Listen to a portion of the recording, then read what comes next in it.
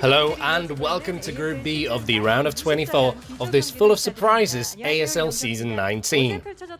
In yesterday's Group A, Tier 4 player Scan caused quite a stir as he joined Tier 1 player Mini in advancing through to the round of 16.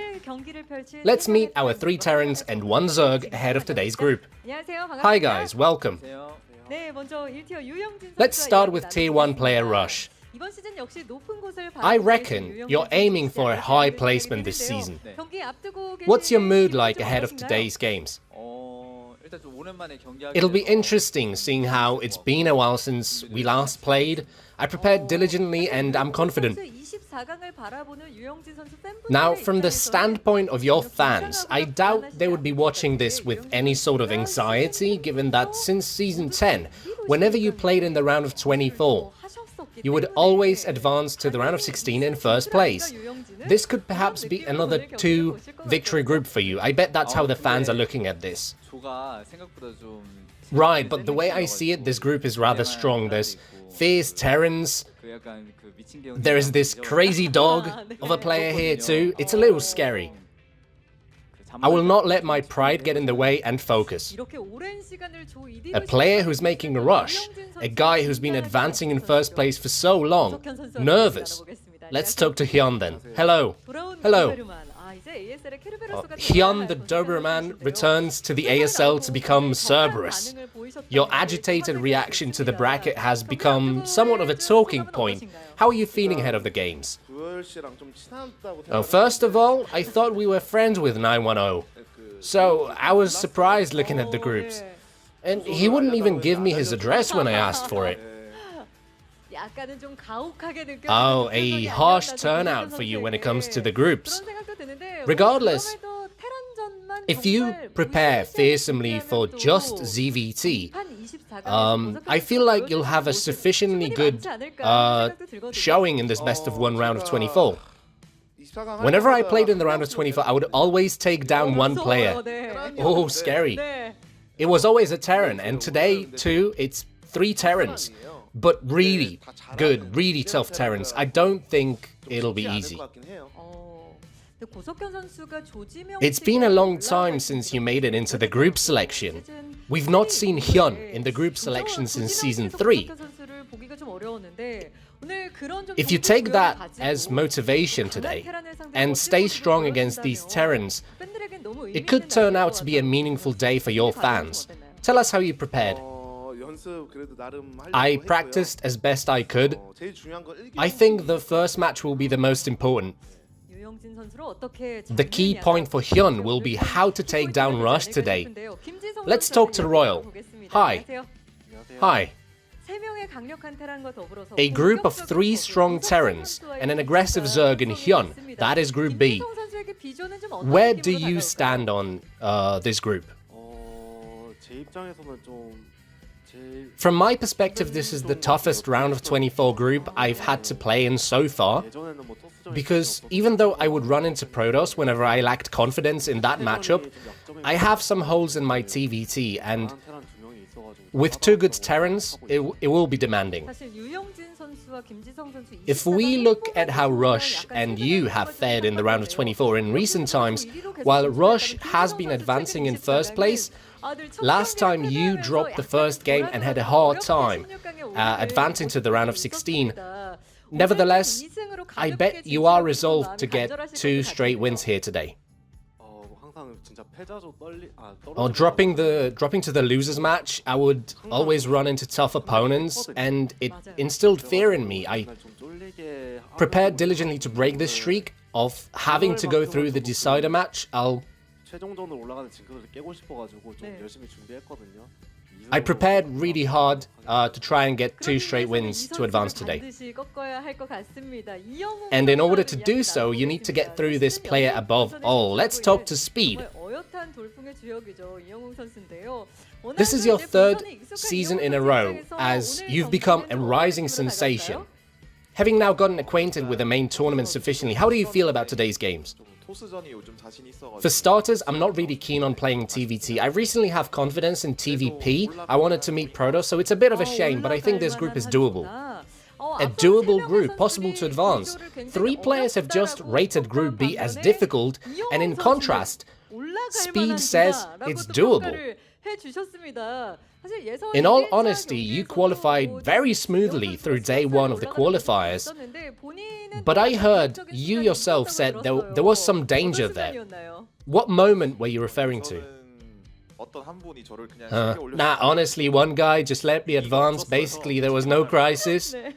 I wanted to treat him to a meal, but he didn't contact me. I believe it's BCM he's referring to. Isn't it rather good you guys didn't talk, I wonder? Let's keep talking in depth about Group B.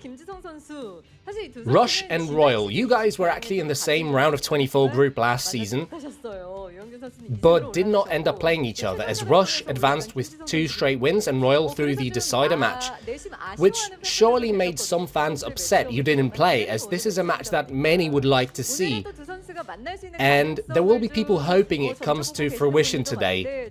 What do you think, Rush? Can you show a speedy TVT?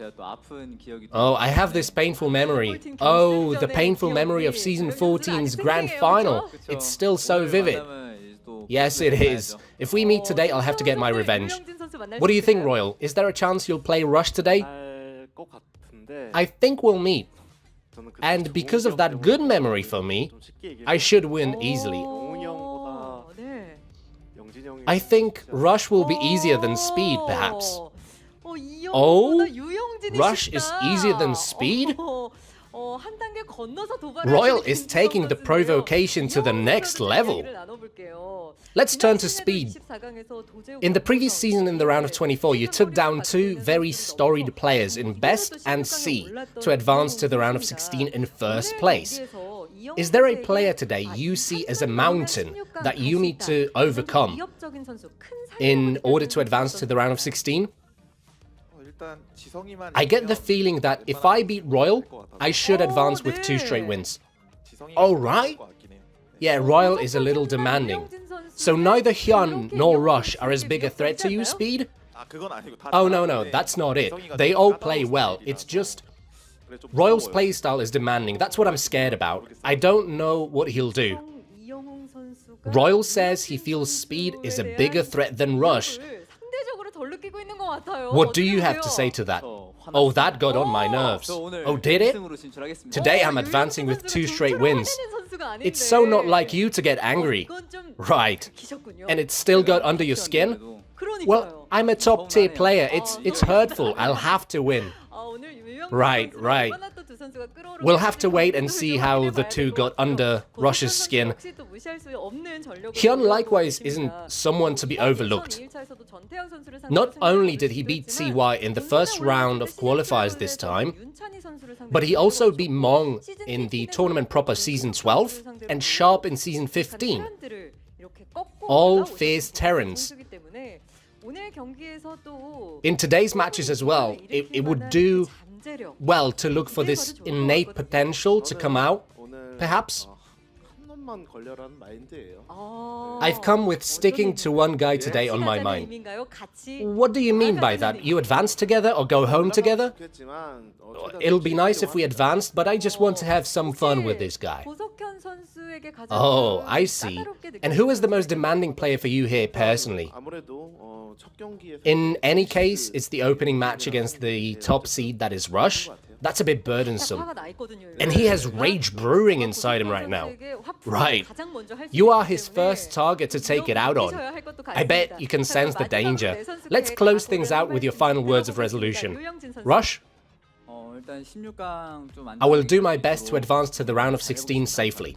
Thank you. Okay. HyuN, our K-Day students came down here like it's a funeral. I will turn this funeral into a festival. Can't wait. Royal? I always make it to the round of 16, and today will be no different. Looking forward to it. Speed? I enjoy playing on stage nowadays, and I will enjoy myself today as well. Can't wait for a good match. Thanks for the interview. Please show us good games. We have just talked to our 4 players ahead of Group B of the round of 24 of this difficult to predict ASL Season 19. Let's kick things off and see which two will make it out alive and into the round of 16.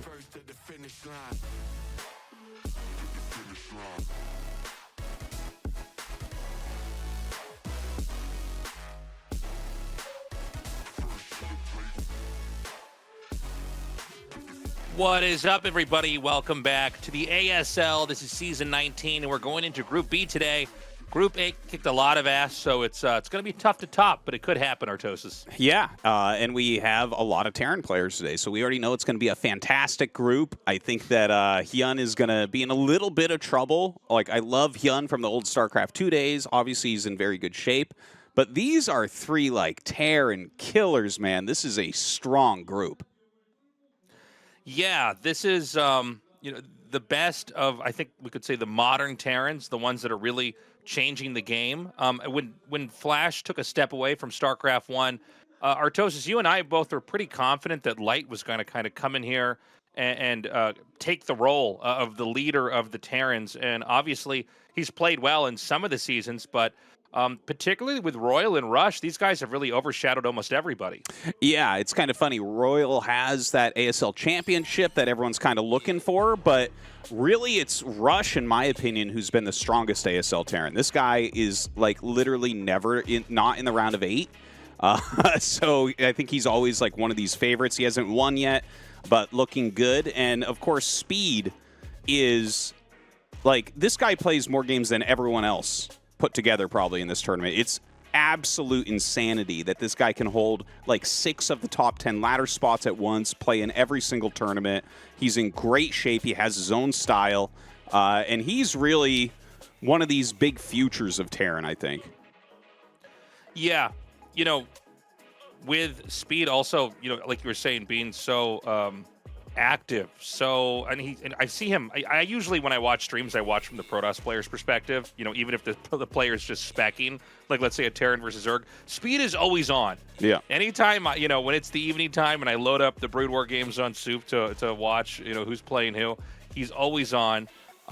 He definitely has been hungry to kind of prove himself from previous seasons. He's suffered some pretty brutal losses, but also at times looked amazing. Yeah. And HyuN, I'm curious how he's going to play. Certainly based off of the games that we've casted of him in the past couple of seasons, I think he's going to have a tough time, but it's always a unique thing when you're that one player that's not the race that everybody else is in a group, right? You're burdened with the fact that you have to have either the most solid play possible in that matchup or a wide range of play, because obviously the other players can see what you're doing. At the same time, you don't have to worry about multiple matchups. Yeah, HyuN normally uses a pretty big range of all-ins, but I think part of the problem here is he's playing against like one of the better standard Terran players for Terran vs. Zerg, Rush, and then Royal and Speed are both very technical players. So it is almost like preparing for different matchups. Like, the odds that Speed goes 2-port Wraith is non-zero here. The odds that Royal does a Vulture drop are non-zero here, right? Whereas I think if you play, like, let's say you're playing Light JYJ Rush, something like that, you're like, okay, these guys are probably all going SK Terran against me. I have this. I can try to utilize that, but it's really, really hard to predict what openers Royal and Speed specifically will do. So, yeah, when I looked at the groups and thought about the way everyone plays, as much as I like HyuN, he is the only player that I gave 0% to get to the next round. I think this is an unbelievably hard group for him. I think also his style, it's going to be tough to make it work against these guys. I don't feel like nowadays Terrans get tricked very easily in TVZ. You know what I'm saying? Like, so much of early game TVZ is just being solid and getting a good read. Yeah. Certainly, we've seen some crazy things as we get into mid game, whether it's Sulky or Hero or these other Zergs, where they're able to kind of disguise or mask what they're doing. I don't know if HyuN is as good as those top Zergs to make that work, but we'll see. I do think HyuN always goes into these matches in very good spirits. He's maybe, I would say, to correct me if I'm wrong, but maybe top 5 most natural, relaxed players we've ever seen at tournaments live. 100%. Traveled a little bit with this guy. 100% agree with you. He's enjoying himself. He, and I don't mean in a narcissistic way. Like he enjoys the spotlight. He likes to compete. He likes to show his games. He doesn't have a bad attitude when he loses. He does put in the work at the same time and practices very hard. So I do think as just a kind of a tournament player, he's always someone who's a real threat, who's in very good condition. But going up against Rush, man, I mean, Rush has looked so good.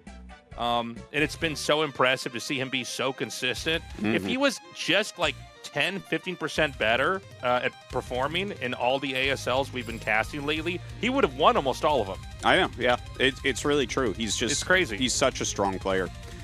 Really, I think he's the player that for Terran that a lot of people should be copying. Anyways, we are getting ready to get into game number 1 here. Rush versus HyuN. Can HyuN make a big upset here?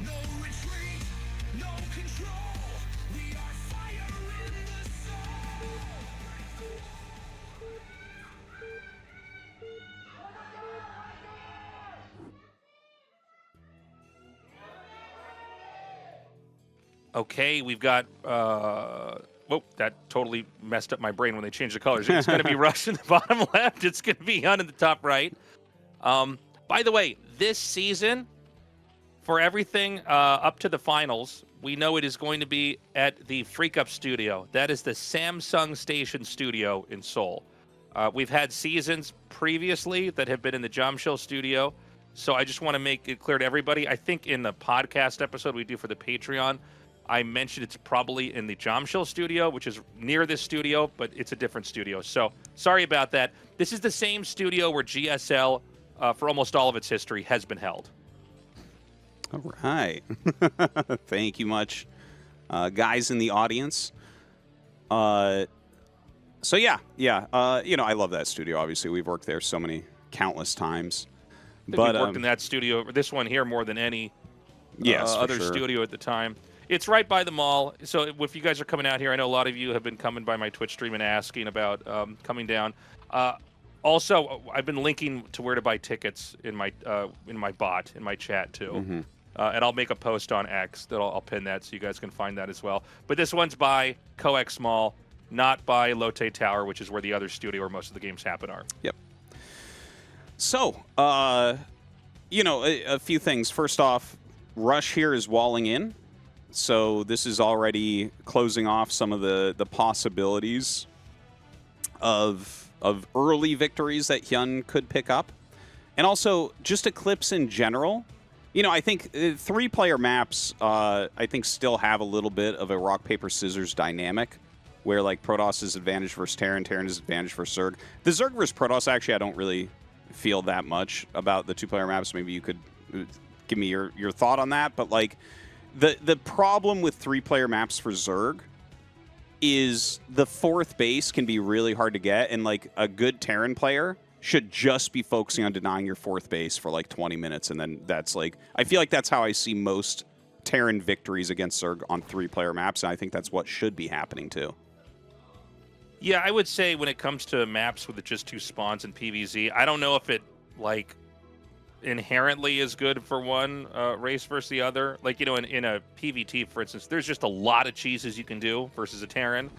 But I think most of PvZ, as far as, like, balance or difficulty for one side, just comes down to the shape of the map and where the expansions are and stuff like that. Yeah. Now, HyuN was, like, opening here. He wanted to do 3 hatches on 3 different bases as his opener. It's kind of an old opener. Not many people try this anymore. But Rush immediately identified what was going on and got his SCV here in time to slow this one down. So this is kind of annoying for HyuN already. Not only has he been figured out... Ooh, nice micro. Not only has he been figured out as to what he wants to do, but it's also been slowed. And in fact, he's just going to pull the drone back. I can't disagree with that move. Because, like, when they make 3 hatches on those locations, like, top Terrans, if they know where those locations are, well, obviously you know the main and the natural, but, like, if they know where the 3rd is and what you're doing, the amount of pressure that they put out really screws with the Zerg economy. Yeah, I think it's a pretty smart move. Pretty subtle to just pull that drone out of there. But, yeah, I mean... At this point in time, he already had to make a whole bunch of extra drones. He can basically kill that SCV and then go right back to the other build order. He's blocking the entrance. By the way, Rush actually trying to confirm that these other 2 bottom right bases are not being taken. That is the, I think, only realistic two alternatives if you couldn't get the space up here at the third. Yes. The one that we saw denied earlier.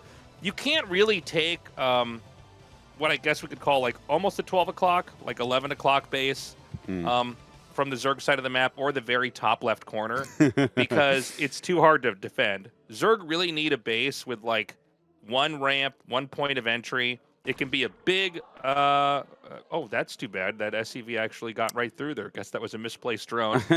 So it is going to see the Spire.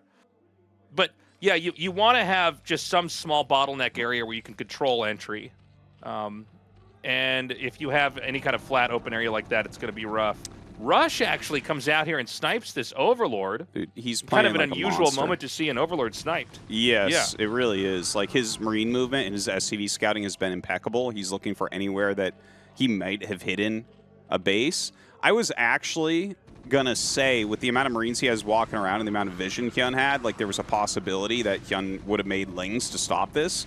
But instead, Rush has already done critical damage. Like, this is such so an unusual much situation to see. Yeah. Yeah.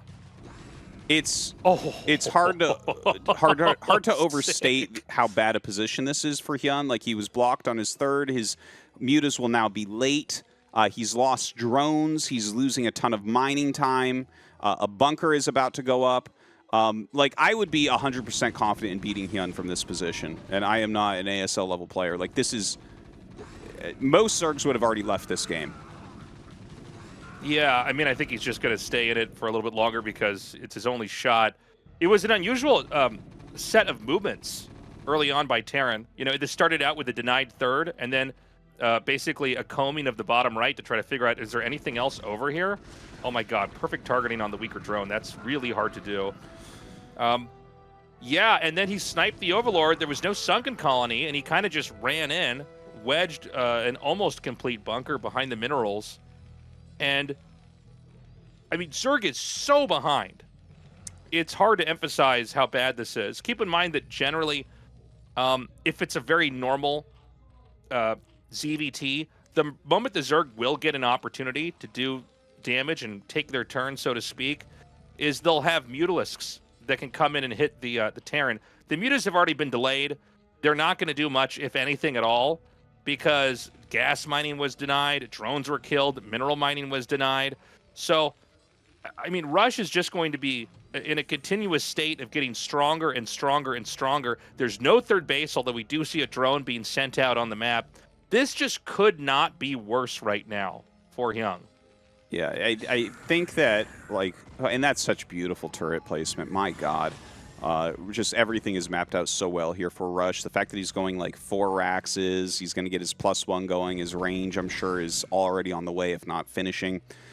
I look at this game and it's like, okay, how do you win this? Well, he's attempting to take a third base, so probably HyuN should go non-stop Mutaling and hope he can crush an army like Sulky-esque.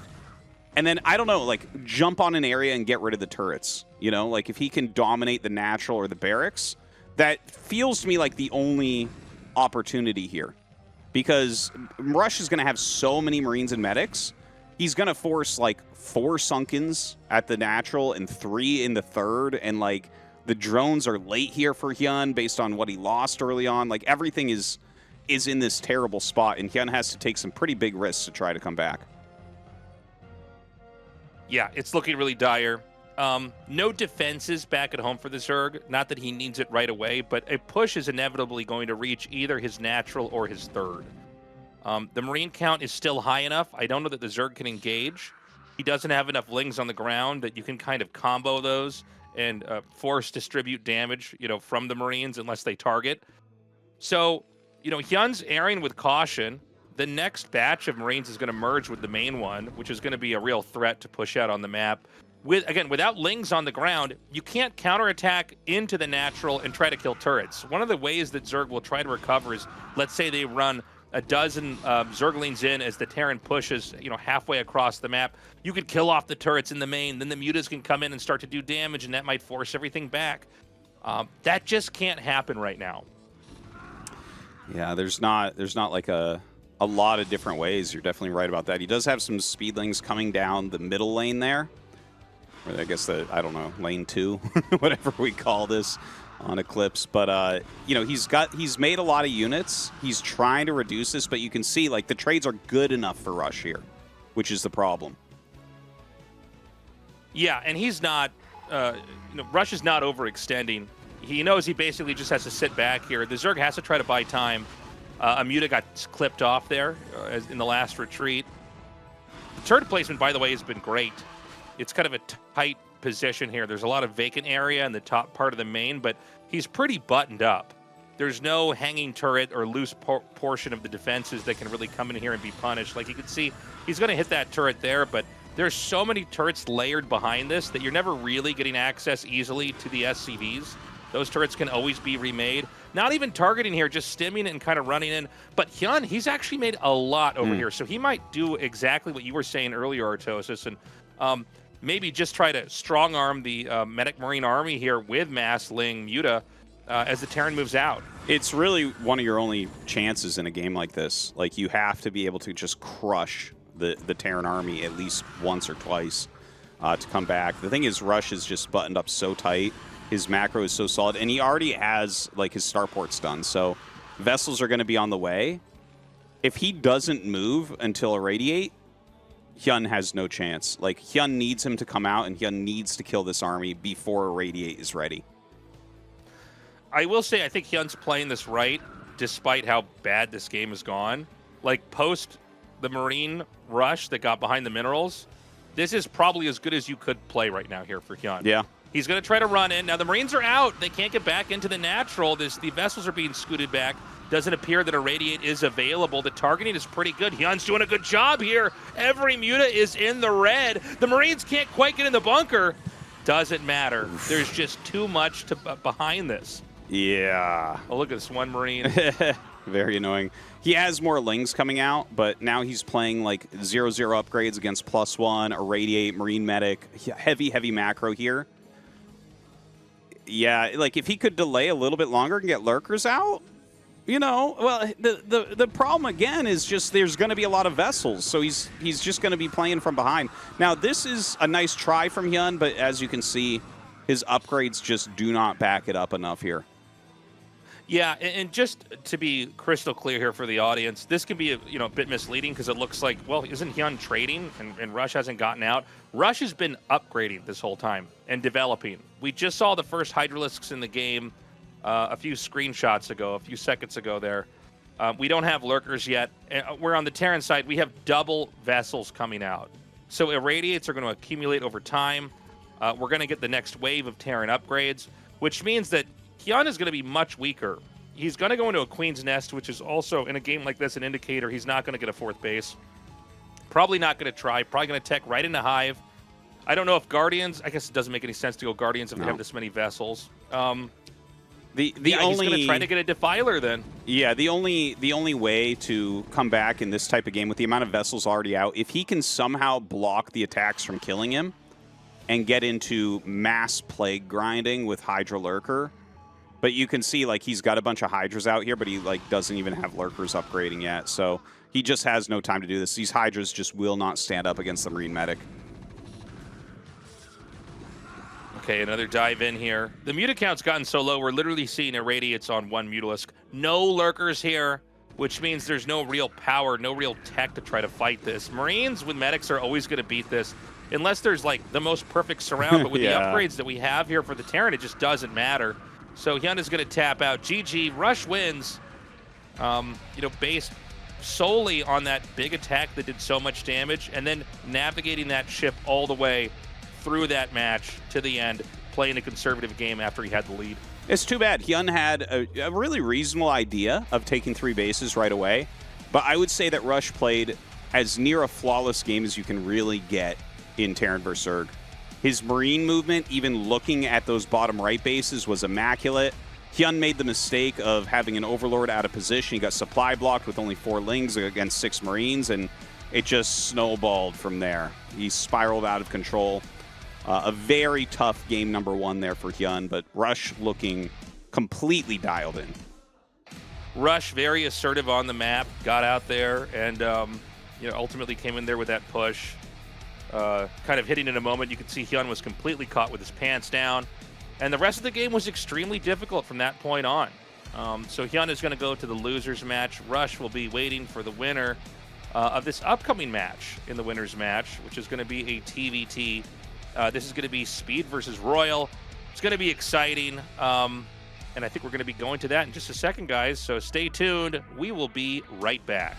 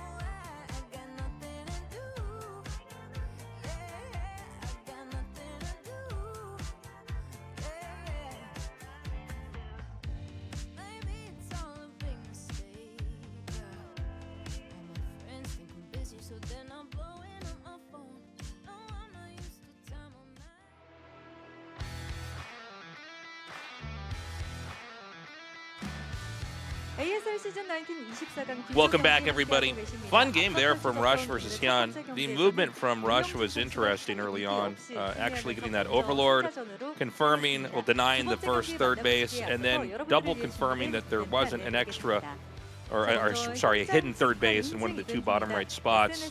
We're going to be going into probably what is going to be a very different looking match here with these two Terrans. Tastosis, what are you expecting? Wow. Honestly, I'm not completely sure. I don't think either of these guys is like the greatest Terran versus Terran player. Honestly, the Speed, I think, is going to be a little bit stronger than Royal.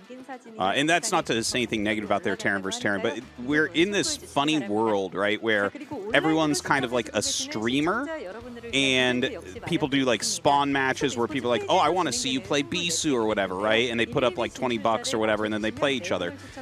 So the pros don't play. The better the pro you are, the least mirror matchups you play. Speed is a ladder grinder. He hasn't entered, I think, like kind of that top level of streamer pro gamer. You know, these players that are just always like Snow and Sulky and stuff, like always making this content. So he plays way more ladder than everyone else, and I find that the top ladder Terrans generally have a sharper Terran versus Terran, because like Terran players just grind ladder, man. They just play more games on average than Protoss and Zerg. So like the ladder Terrans I find to be stronger TVT generally than the top pros. So this is like a roundabout way of saying I favor Speed here over Royal.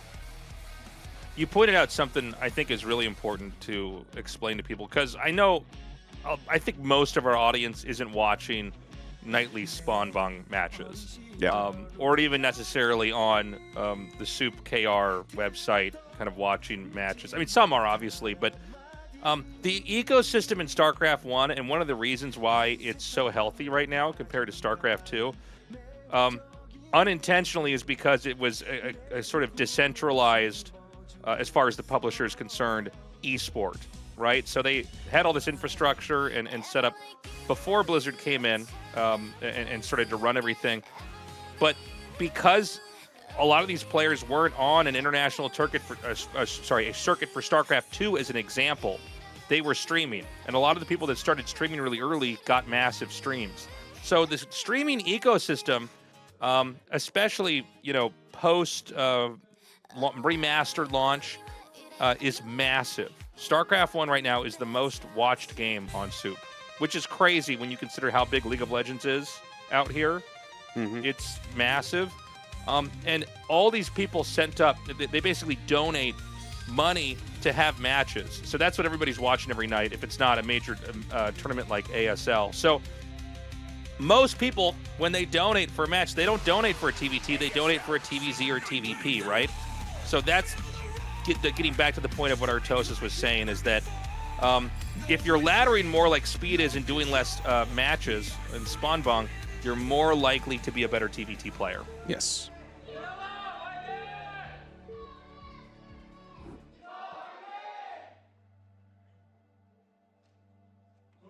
Okay, Royal in the top right. And Speed here in the bottom left. It's going to be on Eclipse again. And I think this is actually a pretty fun map, TVT. I think the fact that you have, you know, when you cut it in half diagonally, a lot of asymmetry and a lot of different ideas on either side of the map makes it really fun. If you don't get any damage, really, on either side early on this map, it actually turns into a BC map quicker than any other map I've ever seen. Like, battle cruisers are... The thing is, you can shut map circulation down on 4 bases almost instantly. It's insane. Like, once you're at, like, 140 supply or so, it's almost impossible to move across the map because there's just, like, the 3 lanes, and you just siege some tanks in good positions, throw some mines out front, and it's like, okay, the cost efficiency you're going to have is going to be really, really high. That's excellent. We've got the Protoss tattoo. Right. Could our camera guy have picked a more difficult position to get that shot? Oh, my God. So we've finally seen Nambona in the flesh. Okay, one of the guys in the chat. All right. Thank you much. Now, yeah, anyways, this if it goes long, it could definitely turn into a battlecruiser game very quickly. The thing is, a lot of times in ASL, we see kind of aggressive plays in Terran versus Terran. People are trying to end the game reasonably quickly. It looks like it's going to be a gasless expansion here from Royal. And that'll be interesting to see how Speed wants to end up dealing with that with his factory expansion. He's going to have a lot of different options that he can try to go down and punish Royal in different ways. Or, of course, he could just play like a standard game from here. It's not impossible. We've got an SCV looping around here from the bottom for Royal. I do feel like Royal has got a lot of kind of weird, deceptive stuff he likes to do, you know, in the matchups. As far as Terran goes, I feel like he's got kind of the wackiest ideas. He did just, I believe, slip through the blind spot there. It's going to be Barracks Command Center, by the way, for Royal. But kind of an interesting maneuver. I mean, it looked very perfect the way he got around that SCV. I don't know if that was entirely intentional, but he got in here. He got a great read. Yeah, very, very fast factory there as well. We'll see if he puts anything back on gas or he's just going to expand. Because his scout is a little bit late in comparison to... You know, the thing is, if you scout a little bit quicker, you have a few more options. He sees the command center, and now we get to see, does he put guys back on gas? Looks like no. So, Speed should just be going command center, which means that Royal has a little bit of an edge here, most likely. But, you know, the thing is, there's, like, early game TVT, like, I think as you get later into the game, TVT is an unbelievably, like, skilled matchup. There's, like, a lot of tactical and strategic things that you have to think about. And in fact, more strategic maybe than some other matchups because you don't have to spend your money perfectly. Like, obviously, if you do that, helps, but, like, siege tanks have such a good defensive capability that you can kind of live even if you have less units. But in the early game, there's quite a few, like, little rock, paper, scissors things that go on where it's like, okay, like, you know, for instance, if Speed tries to go Vultures and Royal also tries to go Vultures, Royal will have more Vultures, you know? If one goes 3-fact and the other goes 4-fact, the 3-fact guy's in trouble. But if someone goes 4-fact and you're going, like, a Wraith opener, then he's in trouble, right? So there's all these different levels of oh, this counters that, basically, for the early game. There's one SCV tucked away all the way here in the top left. That's a pretty good hiding spot, I think, actually. That is. It's pretty unlikely that's going to get spotted. Maybe one of the best hiding spots I've actually kind of seen on the map. Yeah, no, that's... I might steal that. That is actually I've never even really kind smart. of noticed that's there. Yeah. I almost want him to go back because I've played on this map like hundreds of games, and I feel like I haven't quite ever thought of hiding something there. It almost looks like a misclick, you know, when you go to scout like a main base, you get caught in a little nook that you didn't know existed. It kind of looks you're like that. oh, I can kind of fit behind these two trees over here. Wow. So, did he just throw down 2 starports up there? He did, which is a very rare follow-up to this. There are a few players that do prefer going for a really fast 2-port Wraith. What he's looking for is any tank opener. Any tank opener that he's against, he'll be very strong against. A pure Vultra opener, he's going to be strong against. But if there's something more middle of the road, if Speed is doing more of a catch-all, like a 2-factory with an armory, then he's going to be in good shape. Okay, he manages to get that kill on that SCV. Obviously, he knows there's already an expansion there because to confirm by seeing the little SCV mining over there, the double port Wraith is coming out now. Do you go double port Wraith Tastosis that often anymore? No, I never go for it. I feel like when I watch your stream, I never see it. Yeah, I don't God, like it's empty. Well, you're seeing... this is so funny. Yeah, you're seeing just how greedy he is. It's kind of hilarious that he only makes 1 Marine and just walls in. Ooh, gets the Marine. But yeah, there's a tank out to push him back. There is an armory on the way, and it is 2-factory. Now, the barracks saw the second gas, so as soon as you see the second gas, you're like, I don't want to make Vultures anymore. And the fact that he's already going to armory is very, very good for him. Let's see when he gets the academy. Yeah, the 2-port, man, it's a little bit of a gamble.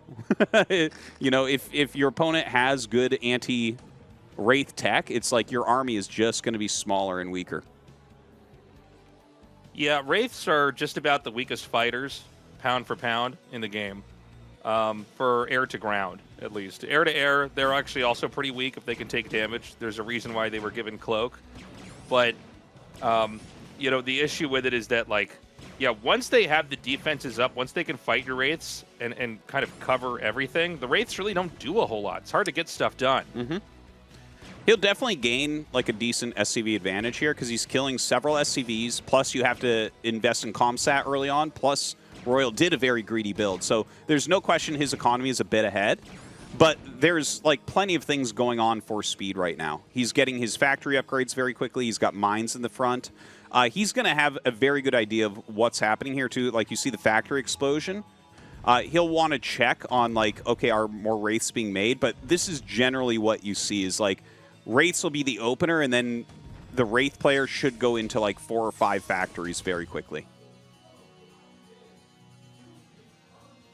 So, little guarded, scouted spot here in the bottom right. You know, it's important that you identify which direction they will be expanding in, and you can pace that out. Speed is very much in control of this game.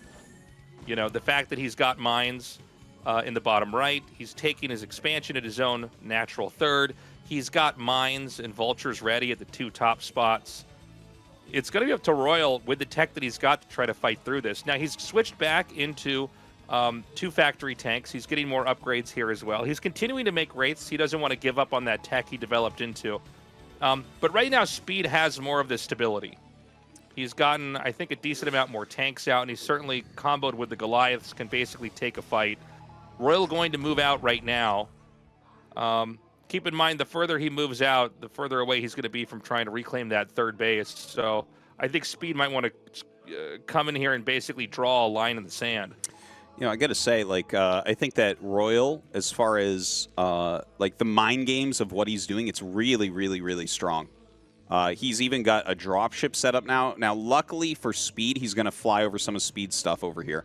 So now, seeing this, because if you don't see this and you're in a forward position trying to stop his tanks, that's where things get very bad very quickly. Because the vultures will drop out, kill even more SCVs, and then Royal can just go into macro bot mode from there and control the game. But Speed has his 5 factories up now. He's spreading his defenses a little bit. He has his third base mining, so he should be able to get ahead as far as the economy goes momentarily here, as long as he blocks this dropship well. Okay, that dropship's going to come in here now. Goliath is not going to be enough to stop the damage that's about to start here. It looks like Royal's going to dump 1 vulture out here and then try to target into the main. Meanwhile, Royal's going to try to spill in here from the top. I think, what is that, 2 or 3 tanks there? Yeah, 3 tanks. So he actually leads with the tanks. That might be a bit of a mistake here. You want to get the vultures to always soak up those first few shots. Collapsing onto that, takes out those 3 tanks. Siege is up. I don't know if he's going to be able to push through. Actually, with the mines, I think he probably will.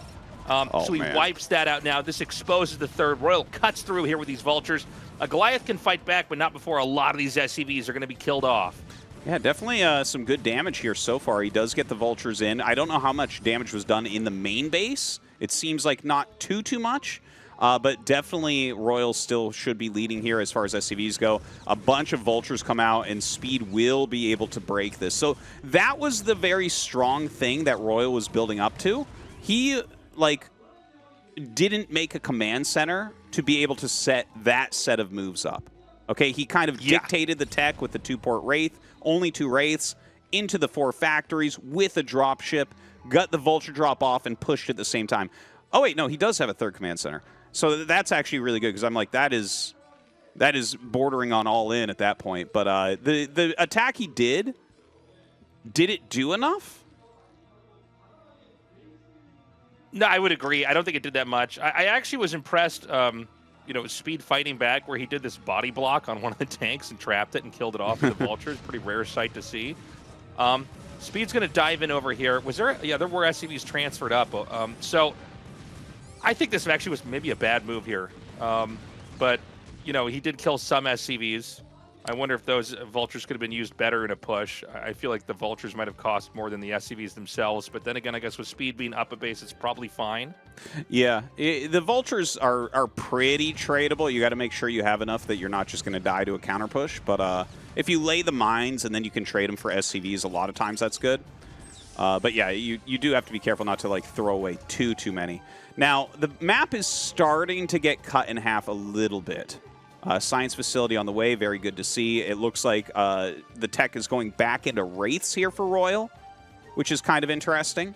Moves like that, like if your opponent doesn't realize that's occurring, because like right now you hear all these scans, right? We're hearing a scan every few seconds. They're clearing mines. They're watching a little bit of army movement as well. You're trying to utilize mines to see that army movement ahead of time, but sometimes you're so focused on countering army movement and clearing mines that you forget to check if your opponent is making air units, you know? So, like, right, there's a lot of TVTs that get won and lost off of just not paying attention to starport production.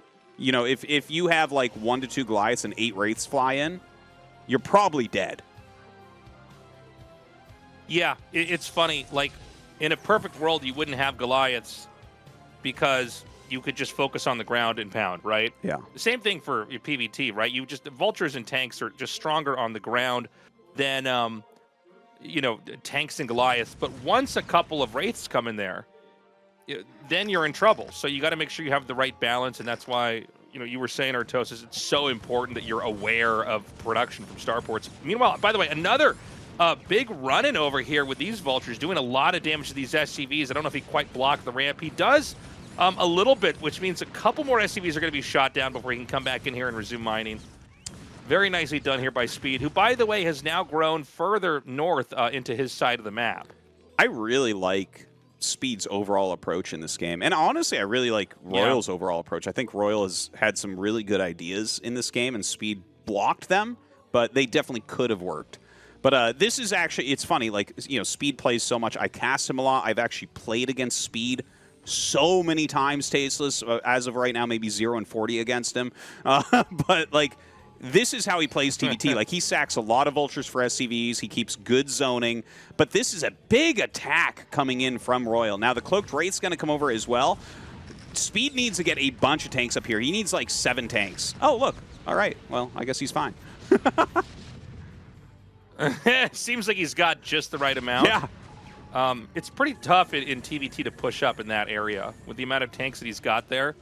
One Goliath guns down that Wraith in the back. The bottom right, by the way, has really not gotten that much love on either side here.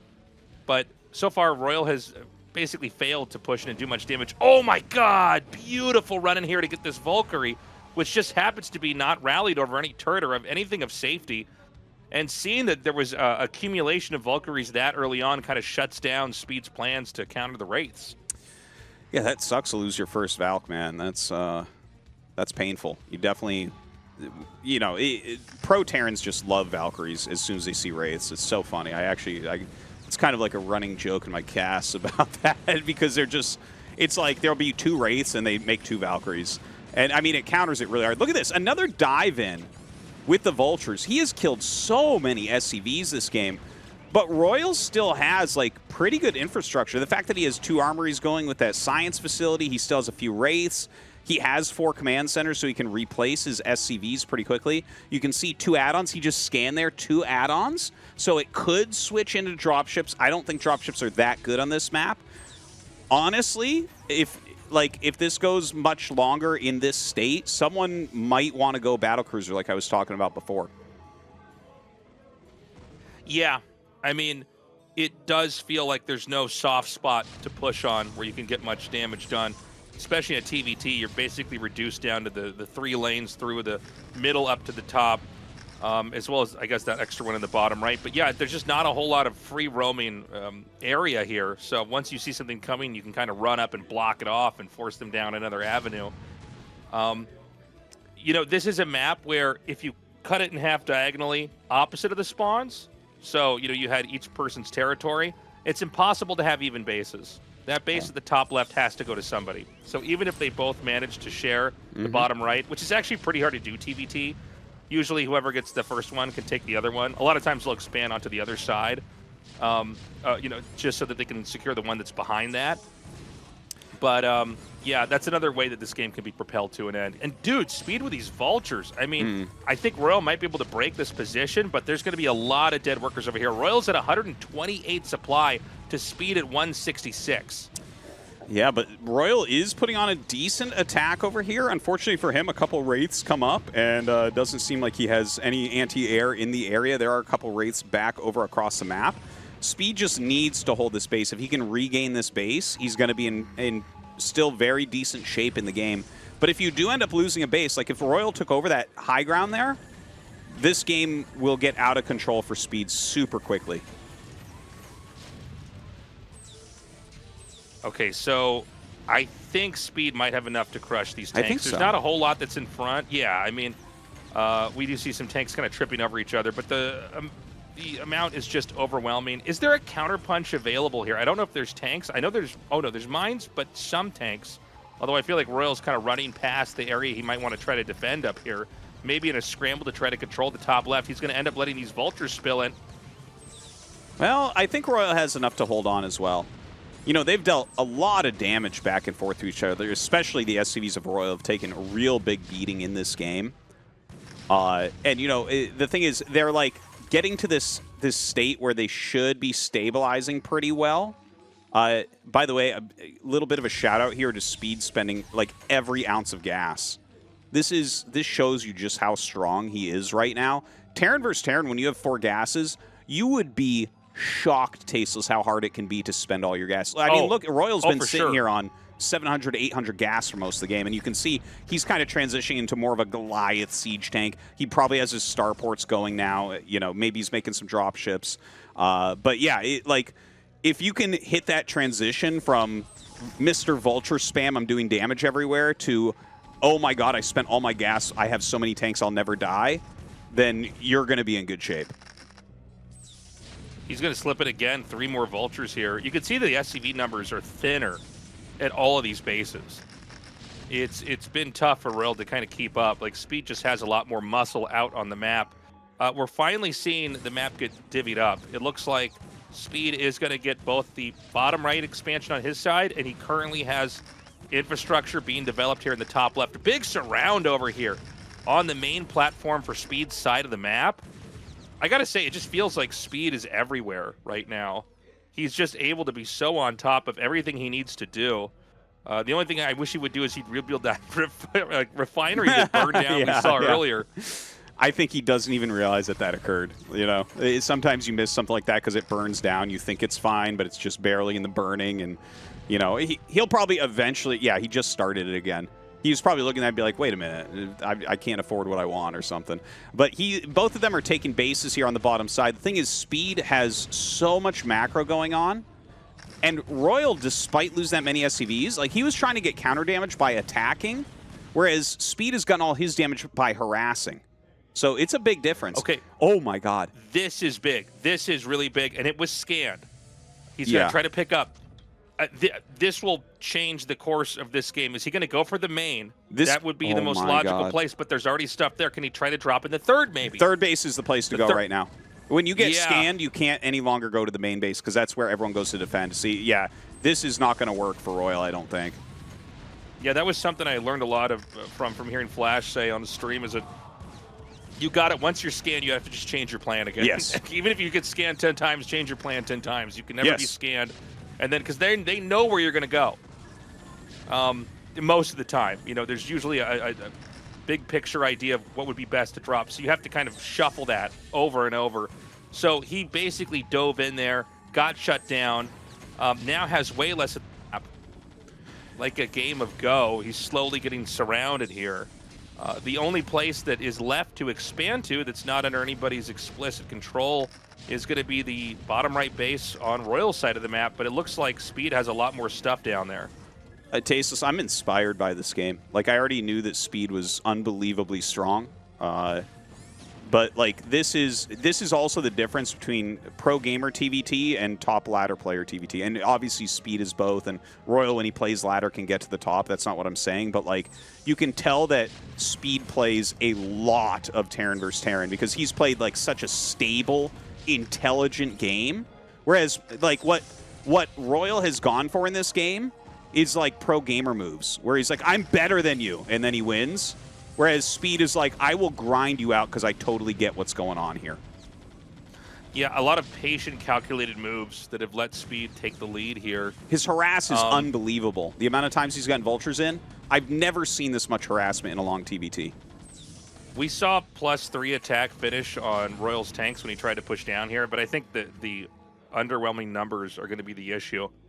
Speed is basically maxed out, able to take fights everywhere. There's still vultures down here in the natural. You know, keep in mind, even when a gas is depleted, you can get a little bit of gas from it. Yeah. So it's important. Even denying SCVs in a TVT from a depleted geyser long-term is really bad.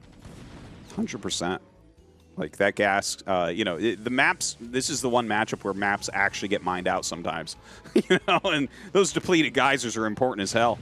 Now, look, Royal, again, is trying to attack. He's down 50 supply. I can't see anything working here for him. There's so many mines everywhere. Speed just bombing out, and actually everything explodes there really badly. Oh my god, Royal's taking a great engagement here. Dude, everything that came out of those drop ships just exploded as it hit the ground. But the thing is, Speed's macro is so on fire here. He's mining so much. He can trade a bit inefficiently and still be completely fine. The only thing you have to watch out for is like tempo-oriented wins, where like they clear your army and then they keep going, and then suddenly you just barely don't get a big enough army to stop it. But I can't foresee that happening in this game. Yeah, and this is one of those moments where you've got the drop ships and you're just finding wherever they're attacking and dropping on it, because they have to attack out, but you have enough that you can always win the fight. If positions were to stay just like this, it's impossible for Royal to win. The last new expansion that Royal could take is going to be denied. The third base is going to be drying up pretty quickly here, as is the fourth. And from there, it's like a choose your own adventure for Speed for how he can win. There you have it. GG. GG. That was a completely masterful Terran versus Terran. And again, I actually really did like a lot of the ideas Royal had. You can tell he's a great prep player. But Speed has seen everything so many times in the last year. The guy literally plays more games than anybody. There's like one Protoss player that plays as many games as Speed, known as Rich. He didn't try for ASL for some reason, but like Speed just plays more than everybody. And he's on the ladder all the time, so he plays TVT all the time. So he's seen all of this. He knows how to block it. He knows how to get in and get damage. Dude, he's like, if he keeps this up, he's going to get an ASL victory in the next couple of years. Like, he is unbelievable. Well, and he wears the wristbands tasteless, which means he has a big brain. Yeah, you got to respect a guy who can grow and develop, right? I mean, this was kind of a... If this was a big dance, he was one of the background dancers before. He's kind of moving to the front. He's becoming a main character. He was, an NPC before. He's looking better and better and better. Guys, short break. Rush for Speed. Another TVT is coming up next. Strangers and lovers in the highest heat of summer, talking mid-July. It was only for a weekend. It was his, we weren't keeping in sunset sky. No, moving on, moving in. No, picket fence, sweating red. No, we didn't stay together. Know that it was for the better. Damn sure would've ruined it. Yeah, you and I, we were priceless, like sugar sweet Russian. Could've never made it anything, 'cause we never could've ever been honest. We'd never make it to August. We're here to the moment. Could've never made it anything, 'cause we never could've ever been. Late nights over red wine, dancing in the daylight, golden haze. We were loving like we're dying, ever so enticing. Green-eyed gaze, could have been moving on, moving in. Yeah, picket fence, sweating red. Trying not to think about it, know that I should probably cut it out. Damn sure gonna ruin it. Yeah, you and I, we were priceless, like sugar sweet Russian. Could've never made it anything, 'cause we never could've ever been honest. We'd never make it to August. We're here to the moment. Could've never made it anything, 'cause we never could've ever been. What if we could've? What if we should've stayed on the beach in Barcelona? What if we made it more than a third day? What if we took it all the way up? Sometimes at late nights you're crossing my mind. Sometimes I feel like I should reach out. Would that be stupid? Would I just ruin it? Would I just ruin it? I wanna call you up, but it's never gonna be that timeless. Yeah, you and I, we were priceless, like sugar sweet Russian. Could've never made it anything, 'cause we never could've ever been honest. We'd never make it to August. We're here to the moment. Could've never made it anything, 'cause we never could've ever been. What if we could've? What if we should've stayed on the beach in Barcelona? What if we made it more than a third day? What if we took it all the way up? Sometimes at late nights you're crossing my mind. Sometimes I feel like I should reach out.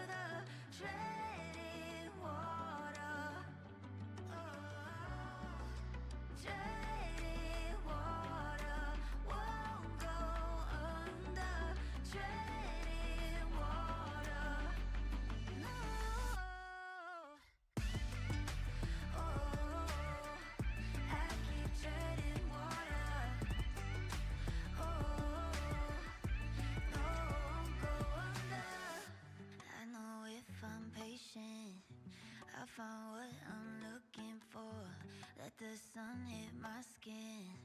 Come back stronger than before. And I fight, and I fight, and I fight. One day I'll get it right. Got no choice, I'll dive in. 'Cause it's sink or swim.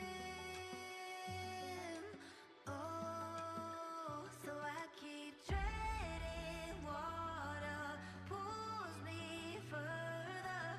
Treading water. Oh, treading water. Won't go under. Treading water. Oh, treading water. Won't go under. Treading water.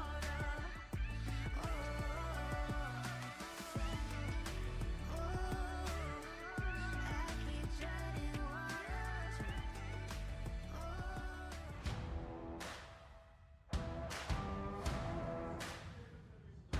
Welcome back, everybody. We're moving on to the winners match.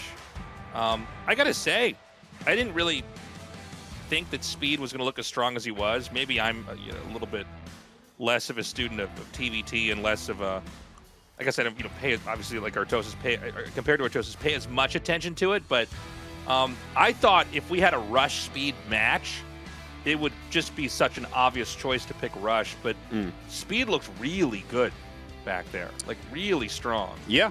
So this should be close and exciting. The thing is, if you play ladder all the time at the very top, okay, you're not playing against players quite the level of Rush and Royal, but you're playing against players that have similar mechanics and a vast amount of ideas, right?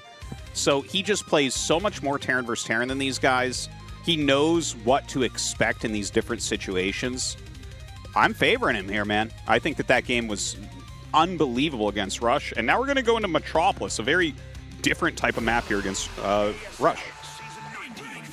All right, guys, this is the winners match. Let's get into this. Again, another best of one here to decide, who moves on into the round of 16.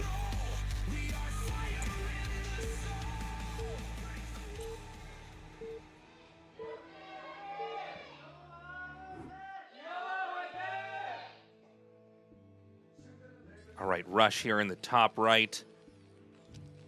And Speed here in the bottom right. Both players sharing this side of the map. Before we go any further into this game, guys, we need to ask you for support. If you haven't already, we hope we can win you over and get you to sign up for our Patreon at patreon.com/ASL English. You guys are the whole reason why we're able to do this. It has been an honor and so much fun to be sharing the history of the greatest esport of all time with you. Please consider signing up at patreon.com/ASL English. I love all the memes in the audience here. But guys, yeah, thank you again to everyone who has signed up over the years. We really, really do appreciate it, and you guys, and helping to keep this all alive, man. StarCraft 1, like, we're seeing what must occur, which is a return to people loving great games instead of just whatever garbage is being fed to you. And this is the greatest game ever made. You could not convince me otherwise. Like this game it's so old and still plays so well, and like the metagame evolves at an unbelievable rate. It hasn't had a patch in 26 years. No problem. Yeah, I mean, equal races in ASL, insane. It's crazy. And a lot of times, someone will say like, okay, this is the year the Nintendo came out or the PlayStation 1, and you go, oh my God, I feel so old. But there's something different about, StarCraft 1 and competitive play where you could say this game's been out for now, I think, over 25 years. But it still is good. It still fills up stadiums. It still fills up huge theaters. It's the most watched game on Africa TV, and in some senses, therefore, the most watched, game in Korea, the most, teched out, internet plugged in country in the world. It makes me happy. Yeah. It really does. And it's thank God the game has just been so perfectly designed that it's stayed fresh. That is the crazy thing about it. It's just the game takes so much more skill than any other game. that, like, that's why it's always fresh. It's not that the game is perfectly balanced. It's not. But, like, the skill is so unbelievably infinite. Like, look at that last game we just looked at. Oh, my God. They played completely different ways with the same race and had such a crazy back-and-forth game. Amazing stuff. Now, looking at these openers, it's, like, just a slightly quicker factory here for speed, but not anything really noticeable. Forward 11 barracks here from Rush. He was just prepping just in case there was, like, a command center first or something. You can put a little bit of pressure on with that. But it doesn't like counter anything. And Speed is going for a 1-base build. Okay. Wasn't expecting this. So he's made, I believe, 3 Marines. So I'm guessing he'll go for a starport very quickly here. And yeah, maybe like Vulture into tank or possibly just tank if he wants to pull the Marines back. But no, he does go Vulture first. He's blocked the scouting. And Rush has no idea. So if Rush plays like normal, like if just like kind of a normal TVT idea here, you look at this, you say, okay, this looks like factory expand. You know, I guess maybe I'll go for a 3 factory Vulture. That's what Speed is looking for right now, because Rush just hasn't gotten good intel, and he's making a Wraith. So like, and Speed is banking a lot of gas here, man. I think he'll go like Wraith add-on Cloak Wraith. Yeah, I think you're right. So he's going to be coming out swinging. Now, whenever you see anybody that goes on a 1-base play and not some kind of steady expand build, the 1-base play has to work. Like, yes. Rush is investing in the future. Speed is investing in the right now. But sometimes these 1-base plays pack a big punch. Now, and depending on where these Vultures can target, he targets the 1 Marine and backs up. Now he's got 3 Marines. He can target the next one. He can use the Marines in the front now to kind of move in here and damage these Vultures. The Vultures can tank for the other Vulture. He backs up gracefully. The SCVs really don't do anything. They're not quite in range to do damage. They've just barely not scratched the surface of this. The SCVs are now going to surround the Vulture to repair it, but the Vultures can just target this down. And this is a huge amount of damage. This is huge insane. Amount. And look at this. He has a 3rd fact. Like, he was going to make a 3rd fact, and now he throws the armory down because he's looking at this. He's like, okay, what's the follow-up? Uh-oh. Because his barracks flies into the natural. The barracks is floating over here. Yeah. Yeah. So, like, Speed is so far ahead. You know, that attack he did, obviously he wants to get... Oh, my God. Are you kidding me? So sick. That's so nasty. He got the barracks land.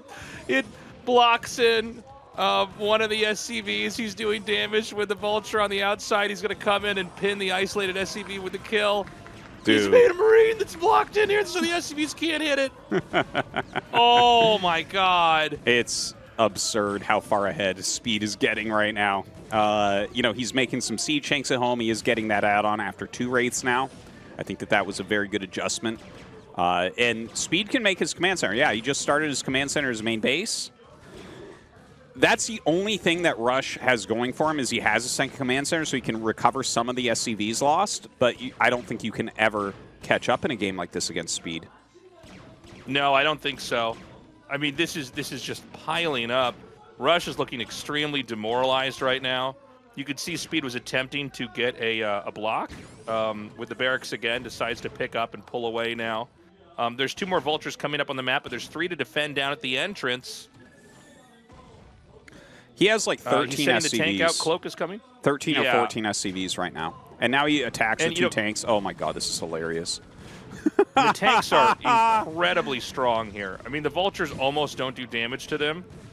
He is going to try to get around and do the body block. He fails to do that. Right now the tank is kiting. The tank is going to go down, but 1 more comes up here to meet it in its place. And keep in mind, GG. Yeah. Well, he counterattacked with the Wraiths there at the same time. And look at this smile on his face. Yeah. He has been outworking the entire world. The Artosis Terran wristbands. Artosises are white and Speeds are black. Yin and yang over here truly at the ASL. A big win for Speed. Yeah. This is so well deserved. This is what we call justice, Tasteless. Okay? Rush may sit there and get all the fame and all the money, but Speed is grinding literally harder than every other player in ASL. He's been doing it for a long time, and you can see that reflected in his level. This guy knows exactly what he's doing. There is not going to be one player in the world more on top of the Terran metagame than him. Just, it doesn't exist. Really incredible play here. Times are changing. A new Terran on top here today. In a group where we had some of the strongest modern Terrans there are, Speed comes out ahead of both Rush and Royal. Yeah. This attack, of course, that he did, one of the main things is getting rid of those Marines right away. And, you know, just putting some pressure onto your opponent is always going to be good when you have a follow-up coming. So, really well microed. This attack was, like, literally perfect. Yeah. All three Vultures alive. He got in, he sniped the two Marines, and then he let the two Vultures tank just enough so the Marines do a little bit of extra damage. He knew to target down the SCVs here.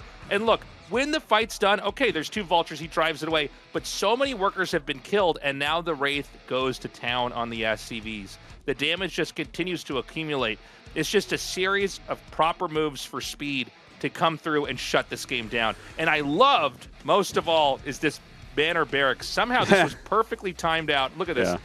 Traps, when you're already that down on workers, to have one isolated SCV, and the rest of these SCVs can't even mine efficiently, it was a beautiful takedown. Everything about this game was planned so well by Speed. The funny thing is, even just the initial 2 Vulture, 3 Marine attack did so much. Like, it's very impressive. He could have just followed up with a command center instead of a Wraith and been ahead still. But yeah, he just absolutely dominates in these games. All right, I think we're going to have an interview now. There we go. ASL Season19 24 You're watching Group B of the round of 24 of ASL Season 19. A first place finish last season, and indeed once again a first place finish today. Let's have a word with Speed. Congratulations. Thank you. What do you think? Was that a good intro? First place finisher Speed for 2 seasons in a row, making it into the round of 16. The force you're showing is truly chilling. The showing you had today, many people were surprised by how smoothly, how delicately things went down.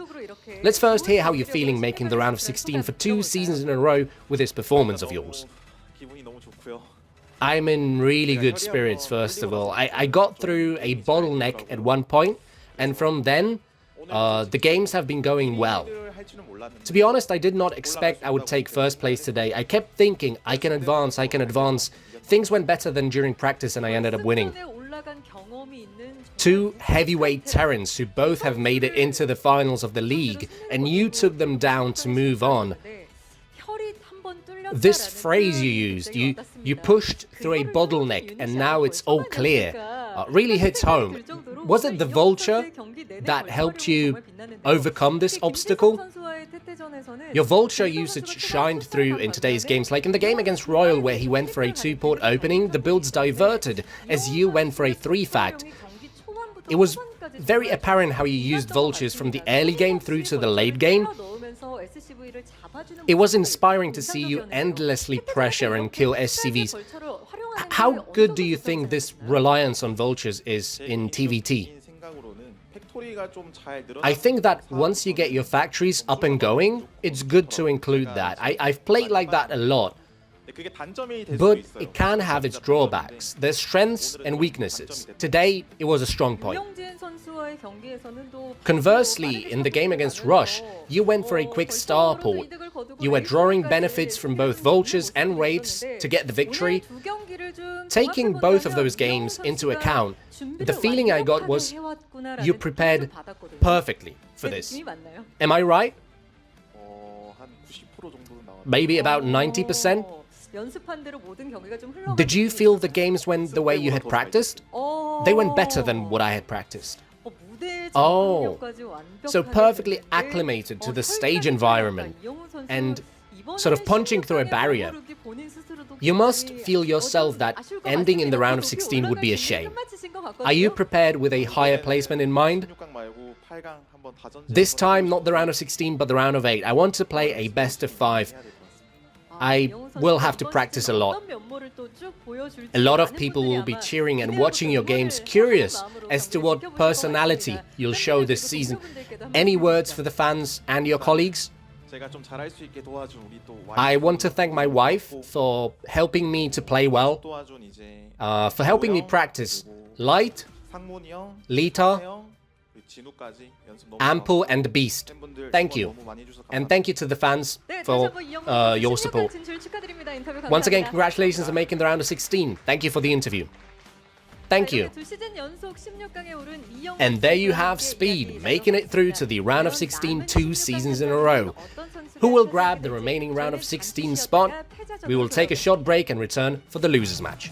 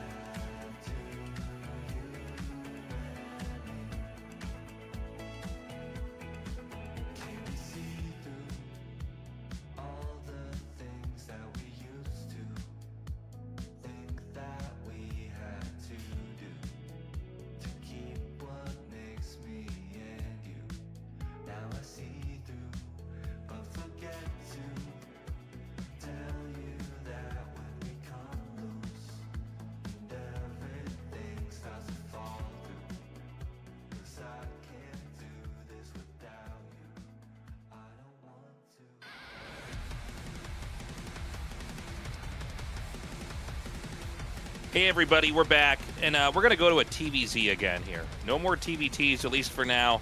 We got to see what's going to happen between HyuN versus Royal. This should be a good one. You know, Royal in the past has looked very dominant. I don't know exactly how he's going to fare here now.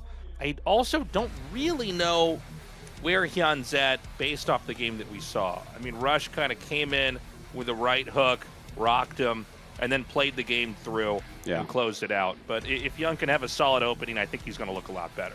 I hope he does. I really do. But I'm fearful because Royal has maybe the best overall Terran vs. Zerg record in ASL. Like, the ASL victory he had, if I recall correctly, like, almost every one of his matches was against Zerg, and he took down, like, all the best Zergs with completely different, like, teched out builds. And I think he actually didn't play any Protosses that season, maybe one game or something. But yeah, like, it just...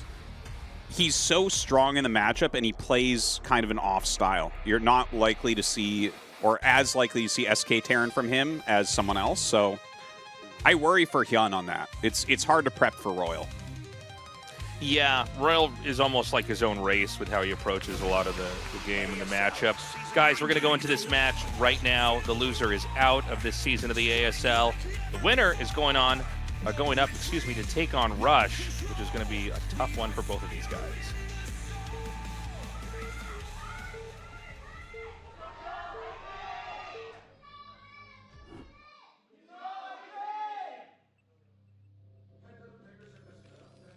Okay, we've got Royal here in the top, and HyuN here in the bottom left.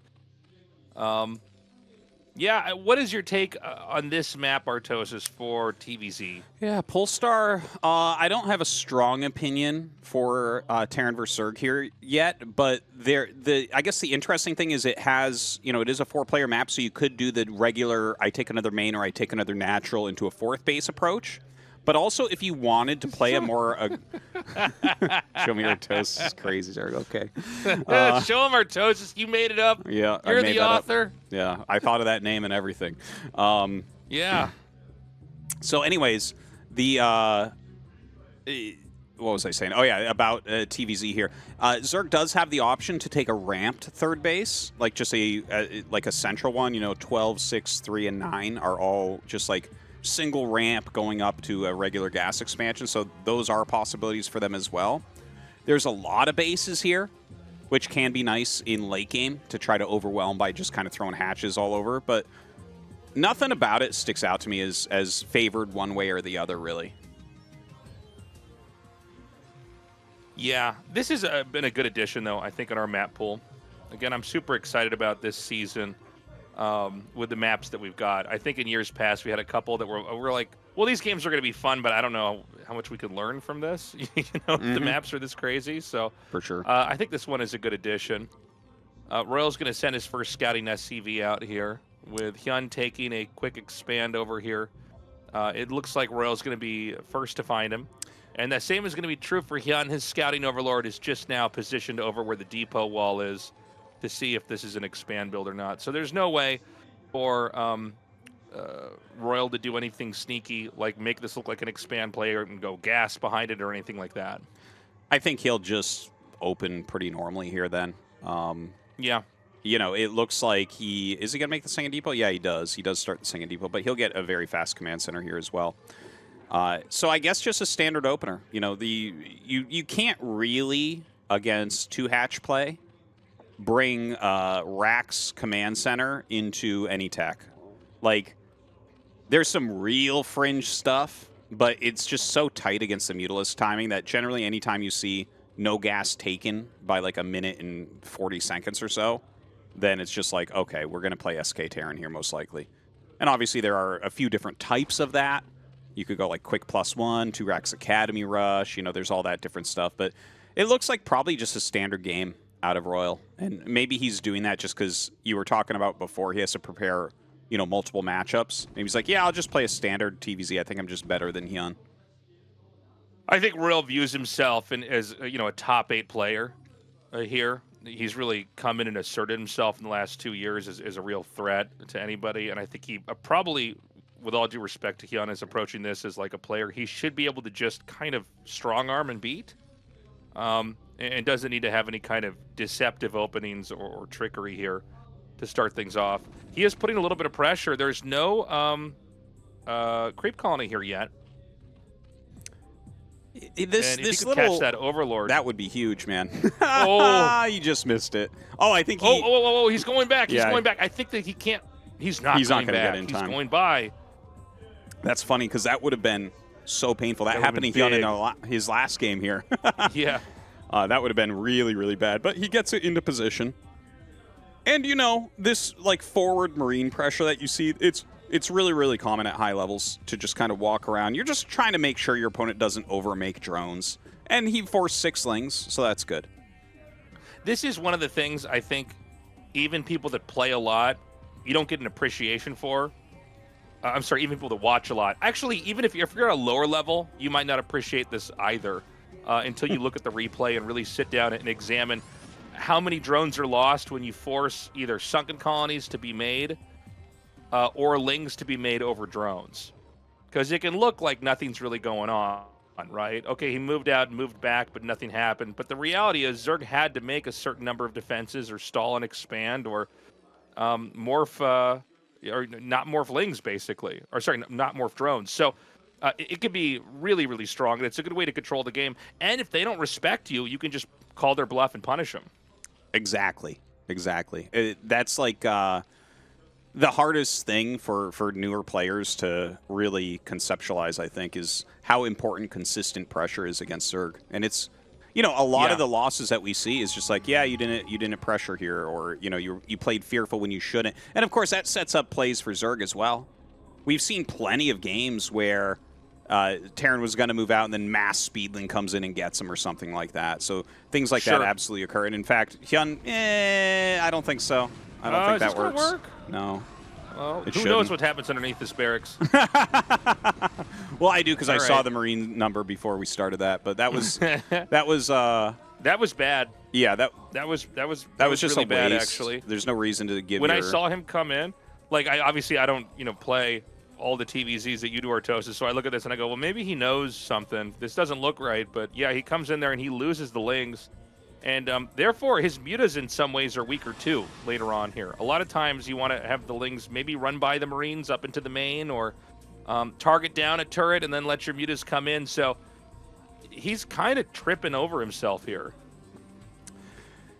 It wasn't great, but he's not in a terrible spot. He has a pretty quick third base. He already made the geyser there, so he's definitely going to go heavy muta. That can be a very strong play when you have your opponent's minerals facing your main base. It's very easy to rally mutas up and consistently harass there. That is something that Royal should take into consideration and maybe add a couple more turrets here. I tell you, I really appreciate the Terrans that go 5 turrets in this position really, really quickly to prevent this from occurring.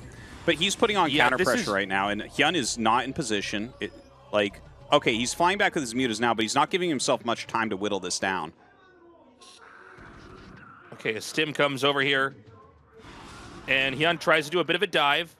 When the Marines are lined up where they can kind of mirror the position of the Zerg, it's a little bit harder to target them. If the Marines are running away and there's a stray one that's sticking out, it's a lot easier to do. Royal's diving in here. He just sniped one muta. There's a lot of extremely low mutas here, and he's going to just see if he can let it distribute. And more Marines come in. Oh man, 2 medics still here. The drones cower by the extractor. It's only 4 mutas. It's really not a lot. He's attacking his own hatchery a little bit there, just get a few extra glaives. But yeah, this is some true desperation that we're looking at. The thing is also that Royal at home is just teching, macroing. Everything's going really well for him. Yeah. So let's kind of go back a second, because people might have missed that. You can attack your own hatchery with the Mutalisks while staying away from the Marines, and the glaives will still bounce into the Marines. So if you attack yourself, it's not like your mutaglaves then bounce onto your units. They will still bounce onto the enemy units. So that was a little technique to do a little bit more damage to shut that down. But to what Tastosis was saying a second ago, yeah, I mean, behind this, Royal has just an incredible tech. And you know, not that HyuN has really bad tech, but he got beat up pretty badly. They're losing some drones and having to move his workers away. It's certainly a very bad position, but you know, if he's just going to go like 3 base Mutalisk all in, he can still do it. There's still real possibilities here.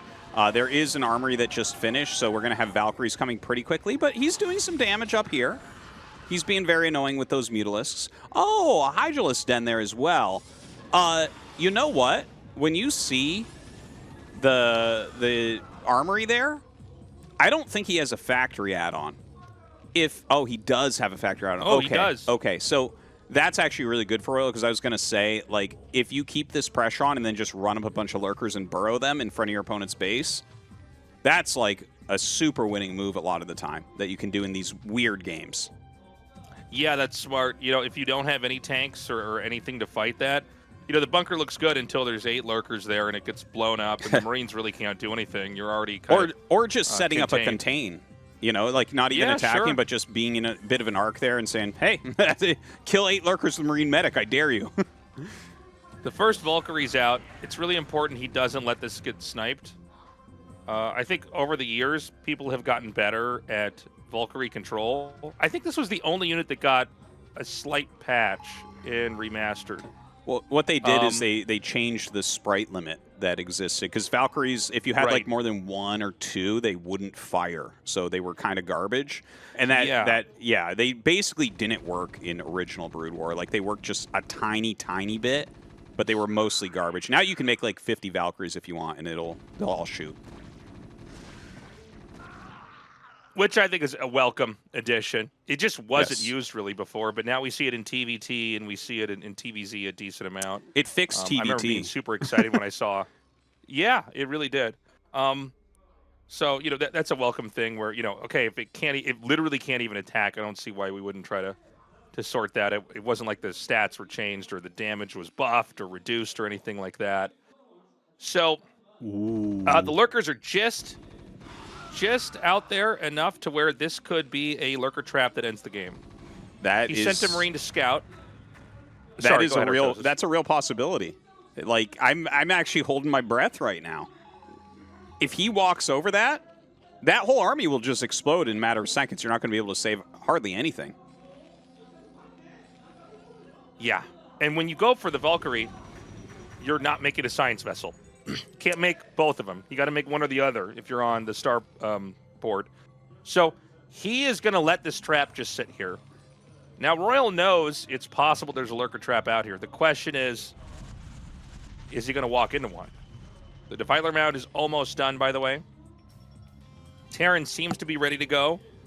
2 tanks are out. I think sometimes it's 3 tanks where we see the push start, but he might start moving earlier. Dude. Now, he could also set up a lurker trap somewhere else. That would be the most insane thing, because when he started to move to the right there, I'm like, if he moves around where the lurkers are, that's a big brain move right there. Oh, okay, so... Oh, man. HyuN actually runs out and tries to snipe, and he gets 2 of the tanks. Not bad, actually. Not bad. Yeah. This should buy him enough time to get Defilers out. Oh my God, it's just hanging out there. Oh, man. Okay, I gotta say... Like, HyuN has done a very good job. He should not push. Like, I feel like if he sits back somewhat defensively with these lurkers and just goes into Dark Swarm, you're going to be a little bit overwhelmed as Royal because you just don't have a lot of Irradiate. This was 1 starport, Valkyrie into Science Vessel, so you're just really low on that. There is a real possibility here that he can just push with Dark Swarm into the natural eventually and win. Okay, he's going to go for the 3rd. I don't think there are lurkers up here other than the one that's not burrowed. Yeah. So he can just Dark Swarm the natural and win the game. I think so. I think so. Yeah. We talk about this happening. It's not too often it actually goes down. But yeah, if you just get the Dark Swarm into the natural, that's usually death for the Terran. Here we go.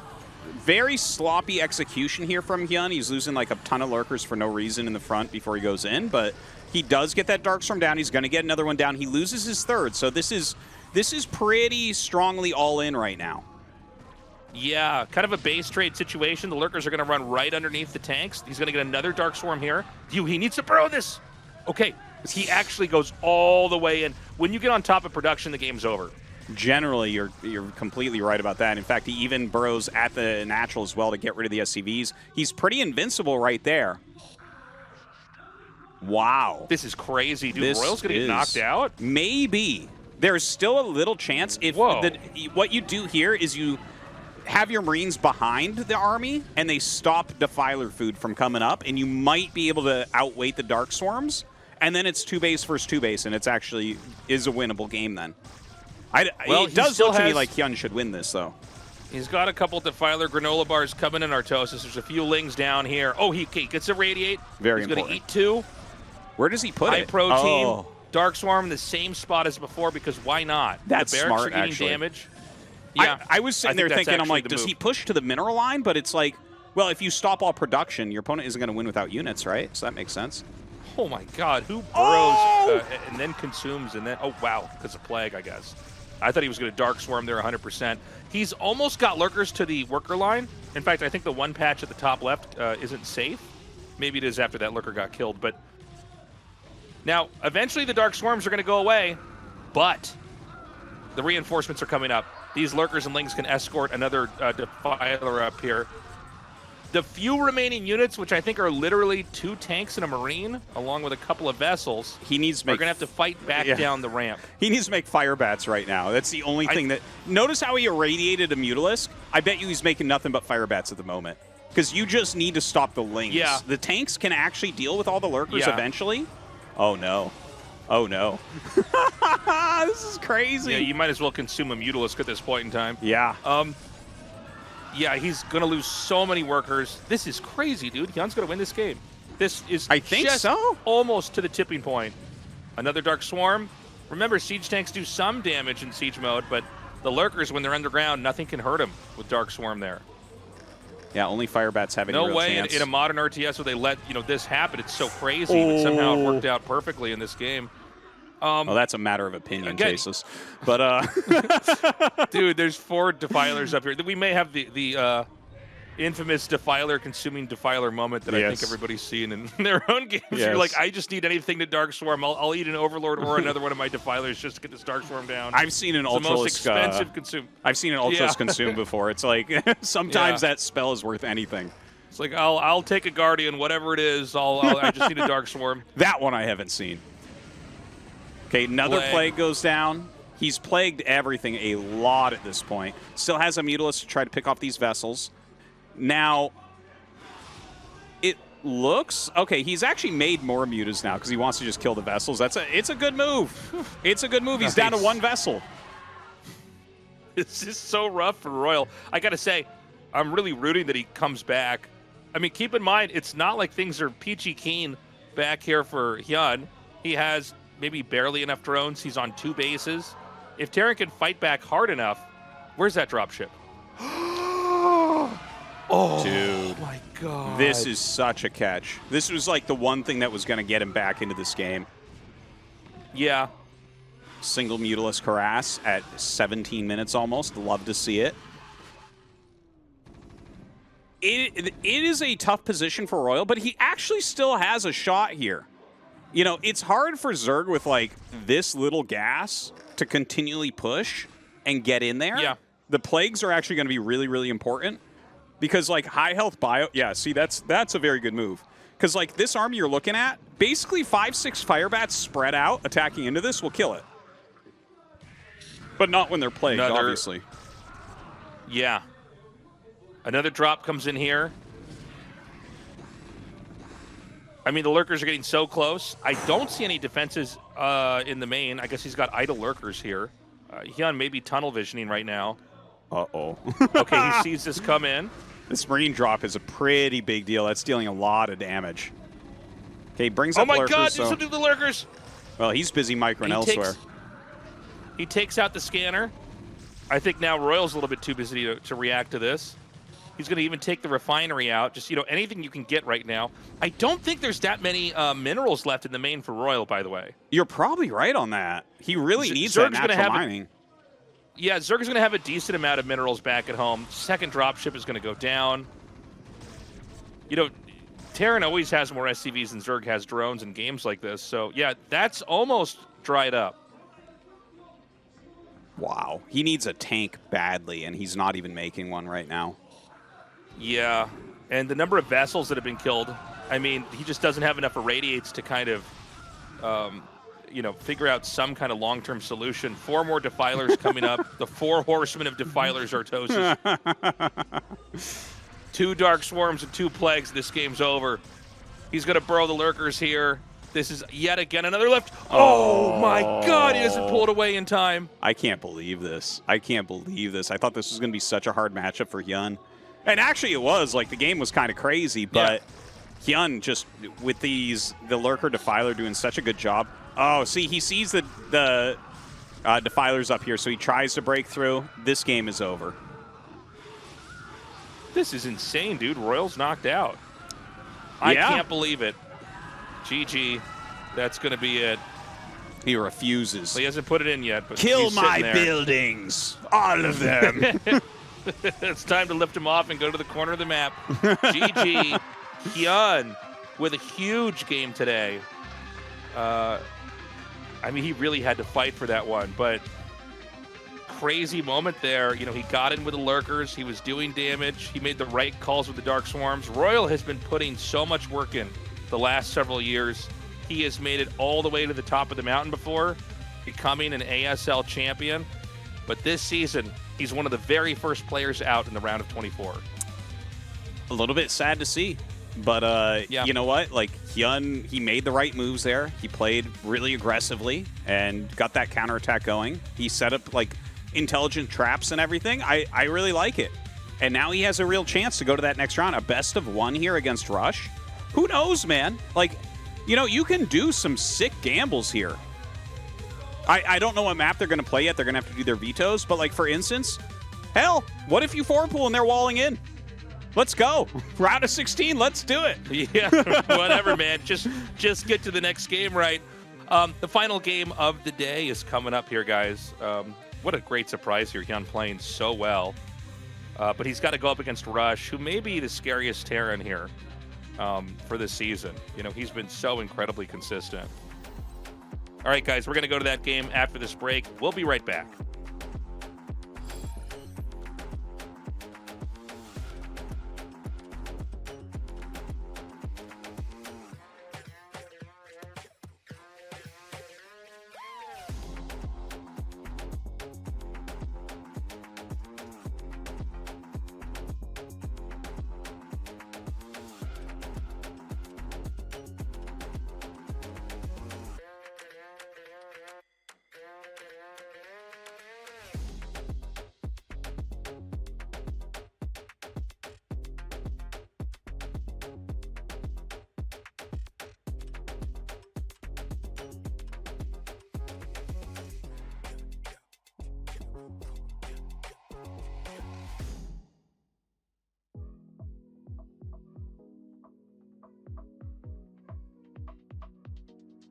I would never give it up. Oh, just wanna know you're loving. Baby, I'll always want it. You fill me up. Just wanna know you deeper. Open up for me, yeah. Sorry if it's too much. I just wanna be enough like you love. You love. It hurts me when you're not here. If it ain't you, it's no one at all. Oh, at all. I just need one more breath. Without you, ain't nothing left. Take my hand, we can dance. And where you are, I'll be there. I don't wanna mess it up, just wanna love you better. Take care of the little things, you don't gotta be alone. I wanna leave you less on me, yeah. Sorry if it's too much, I just wanna be enough like you love, you love. It hurts me when you're not here. If it ain't you, it's no one at all, oh, at all. I just need one more breath. Without you, ain't nothing left. Take my hand, we can dance. And where you are, I just need one more breath. Without you, ain't nothing left. Take my hand, we can dance. And where you are, I'll be there.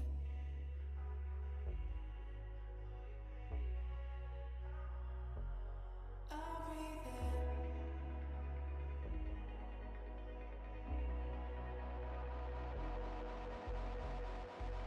Take my hand, we can dance. Step by step, I've walked 100 miles, and I still ain't sure just what I'm trying so hard to find. The night seems longer and the wind blows louder when you wandered so far from home. If I cross your mind, say a prayer, I'll find my way and get off of this lonely road. Can you hear me? Tell me, can you hear me? I've been calling out for help, still don't see nobody near me. I'm down and almost underground and so deep in the valley, I can't even tell you which way is the mountain. God, the only word I got, I could probably plant a garden, all this dirt I got. Trail of broken hearts behind me from the hurt I bought. Sometimes I really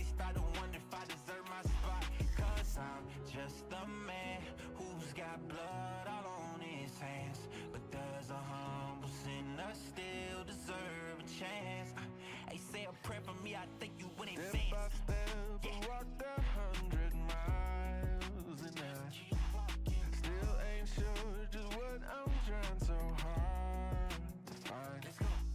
The night seems longer and the wind blows louder when you wander so far from home. If I cross your mind, say a prayer, I'll find my way and get off of this lonely road. Off of this lonely road, off of this lonely road, off of this lonely road, off of this lonely Get off of this lonely road. Would you catch me?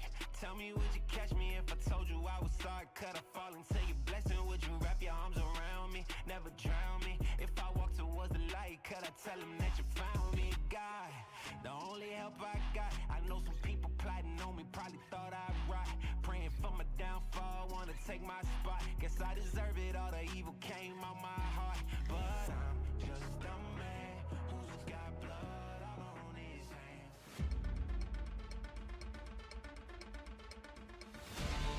Yo, welcome back, everybody. This is the HyuN Show. It's HyuN versus the Terrans. Oh, wow, we're going to Radion. So that's like a very, very standard map to be going to here. I don't know what type of plans you go. If I'm Rush, I just play the most careful game ever. HyuN does lean towards cheesy, aggressive plays. I think you can basically shut everything down if you just go for barracks expand with your barracks in your main base. There's no actual counter to that. It's just solid and steady. And, you know, Royal got a little fancy there going like Valkyrie. You know, obviously he made the tanks, which were nice, but HyuN just kind of out-microed him there. But I don't think Rush will make some of those mistakes maybe that we saw from Royal. Well, I think Rush is just a cleaner player. You know, the truth is, I didn't think Royal was going to have a hard time. I think it's a testament to how good HyuN is, just as a fighter in the early game. I think Rush is overall a bigger challenge. Rush, again, with the Dark Chocolate. A lot of these Terrans like the Dark Chocolate right before a match. A little sugar boost, not too much of a crash either. Yeah, we're a very middle-of-the-road people. Yeah, I'm thinking, who else uses Dark Chocolate? Rush, TY, I don't know, a couple of the guys I've noticed doing it. Mong eats corn dogs. Yeah, Mong eats corn dogs. Everyone's got their thing. Guys, this is the final match of the day. Is Rush going to survive, or are we going to get a Zerg through here with HyuN?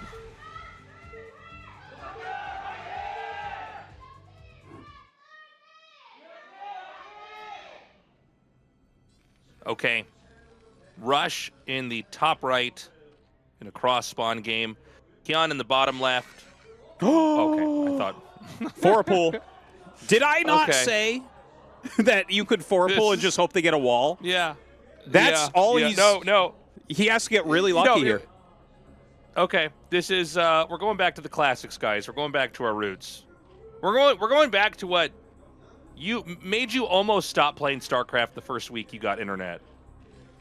Remember being four-pulled and you went, what? I'm just trying to, like, make my stuff.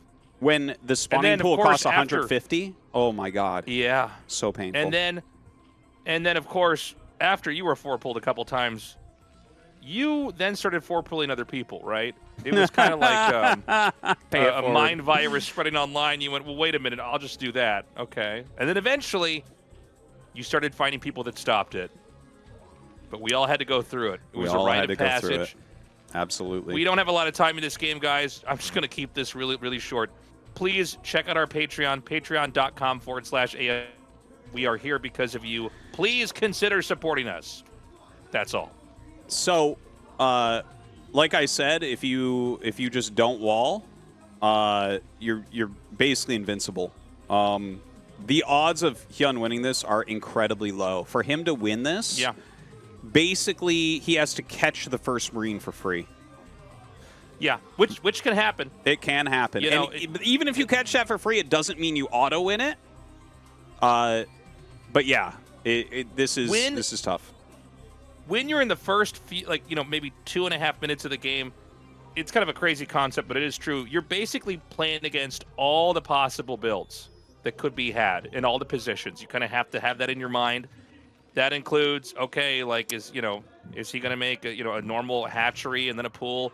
Is this a weird 9 pool? What is this? And sometimes you let your guard down in the first couple seconds because there's not that many things that can happen. This is the one thing that can happen faster than anything else. This SCV is going to see it.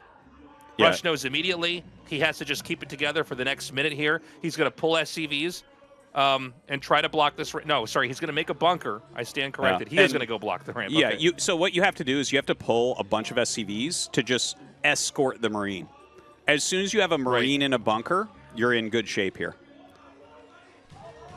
Oh, man. No. Oh, my God. The second Marine is out, and it's going to get... He's going to get it. It's not going to get in. Okay, well, he has The to... SCVs are very strong.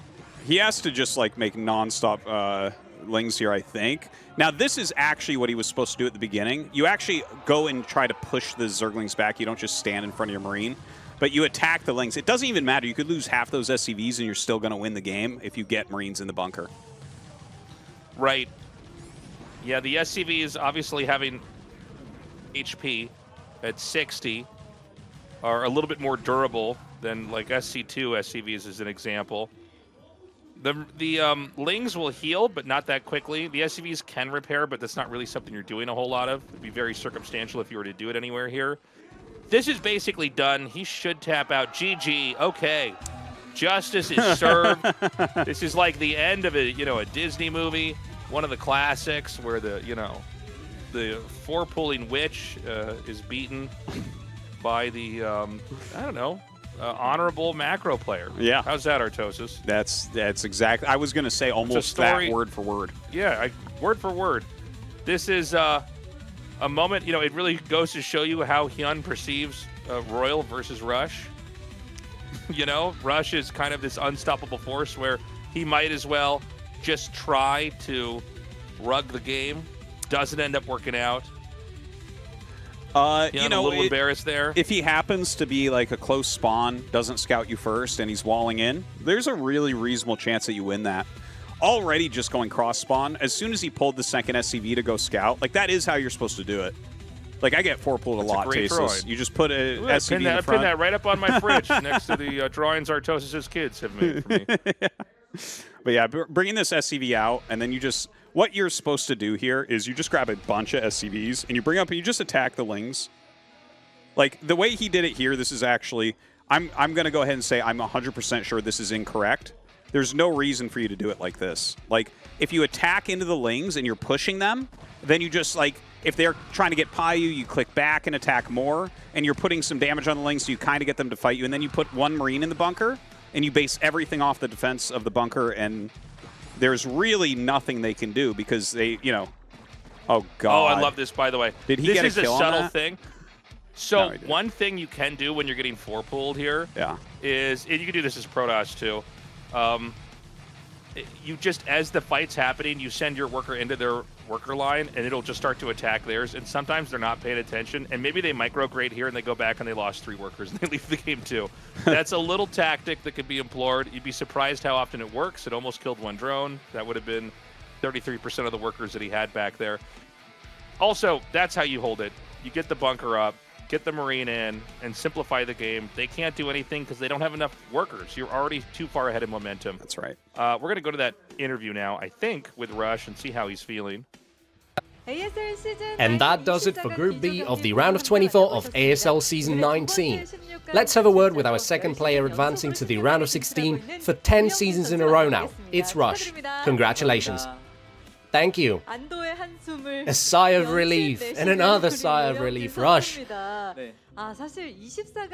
Would you have thought that today would be as difficult as it was? From your perspective, there were some shaky moments, some dizzy moments there for sure. But regardless, you survive and move on to the round of 16 yet again. How do you feel? It doesn't do for me with that one defeat. I was cross. But I composed myself, and then playing against HyuN, as soon as the map was decided, I knew what to expect. Playing on that map was good. And as soon as we picked, I thought again, I changed my build to a basic fundamental one. And it worked. 역시 노련한 유영진 선수는 방심하지 않네요. Indeed, a seasoned veteran like you doesn't let his guard down. 16강에 진출하셨는데 You advanced to the round of 16 off the back of 2 victories against HyuN today. In the first game, you sent SCVs in 2 directions and kept checking as if in doubt as to what HyuN was playing.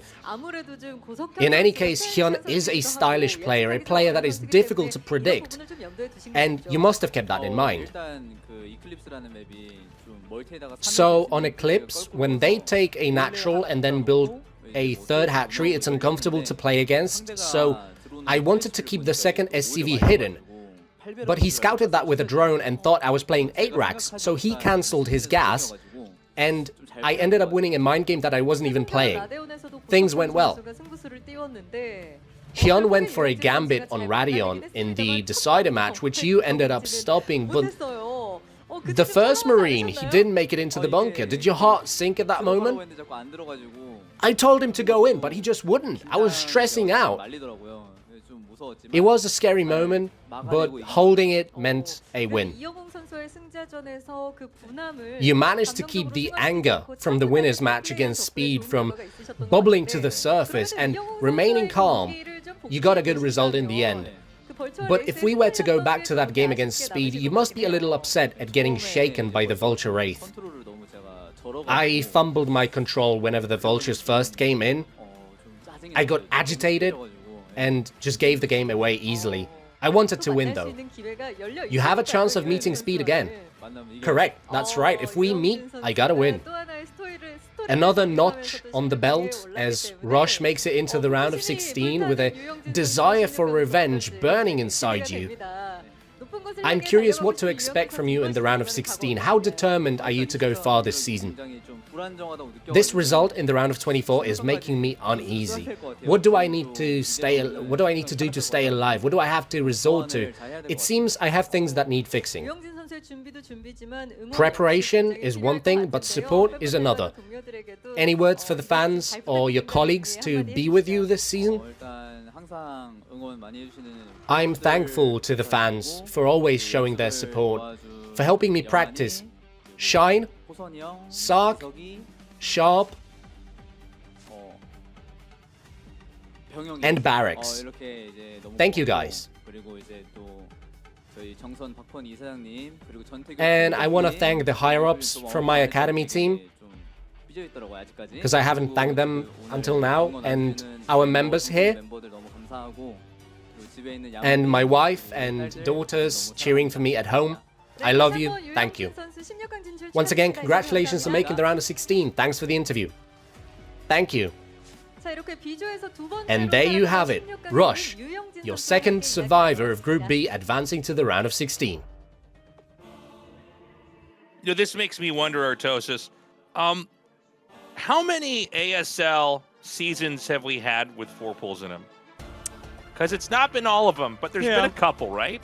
We've had an okay amount of 4 pools, I think. The 4 pools get mixed in here and there. I think oftentimes it is 815 or Shine trying them.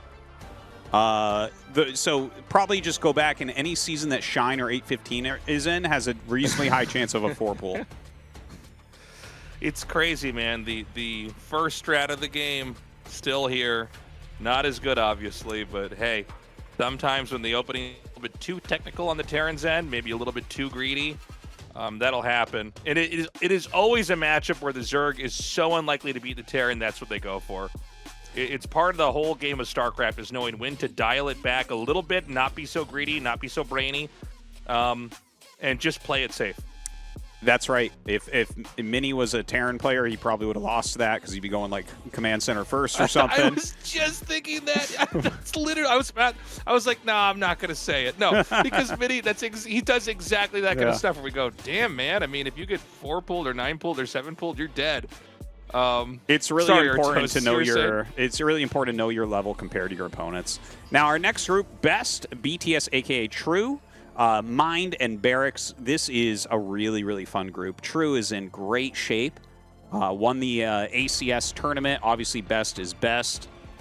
Barracks is really coming up right now. He is really coming up strong. Yeah, he's been looking very good. This is going to be a fun group. Best, one of the few players we've been saying forever should win an ASL. We're on 19 ASLs now.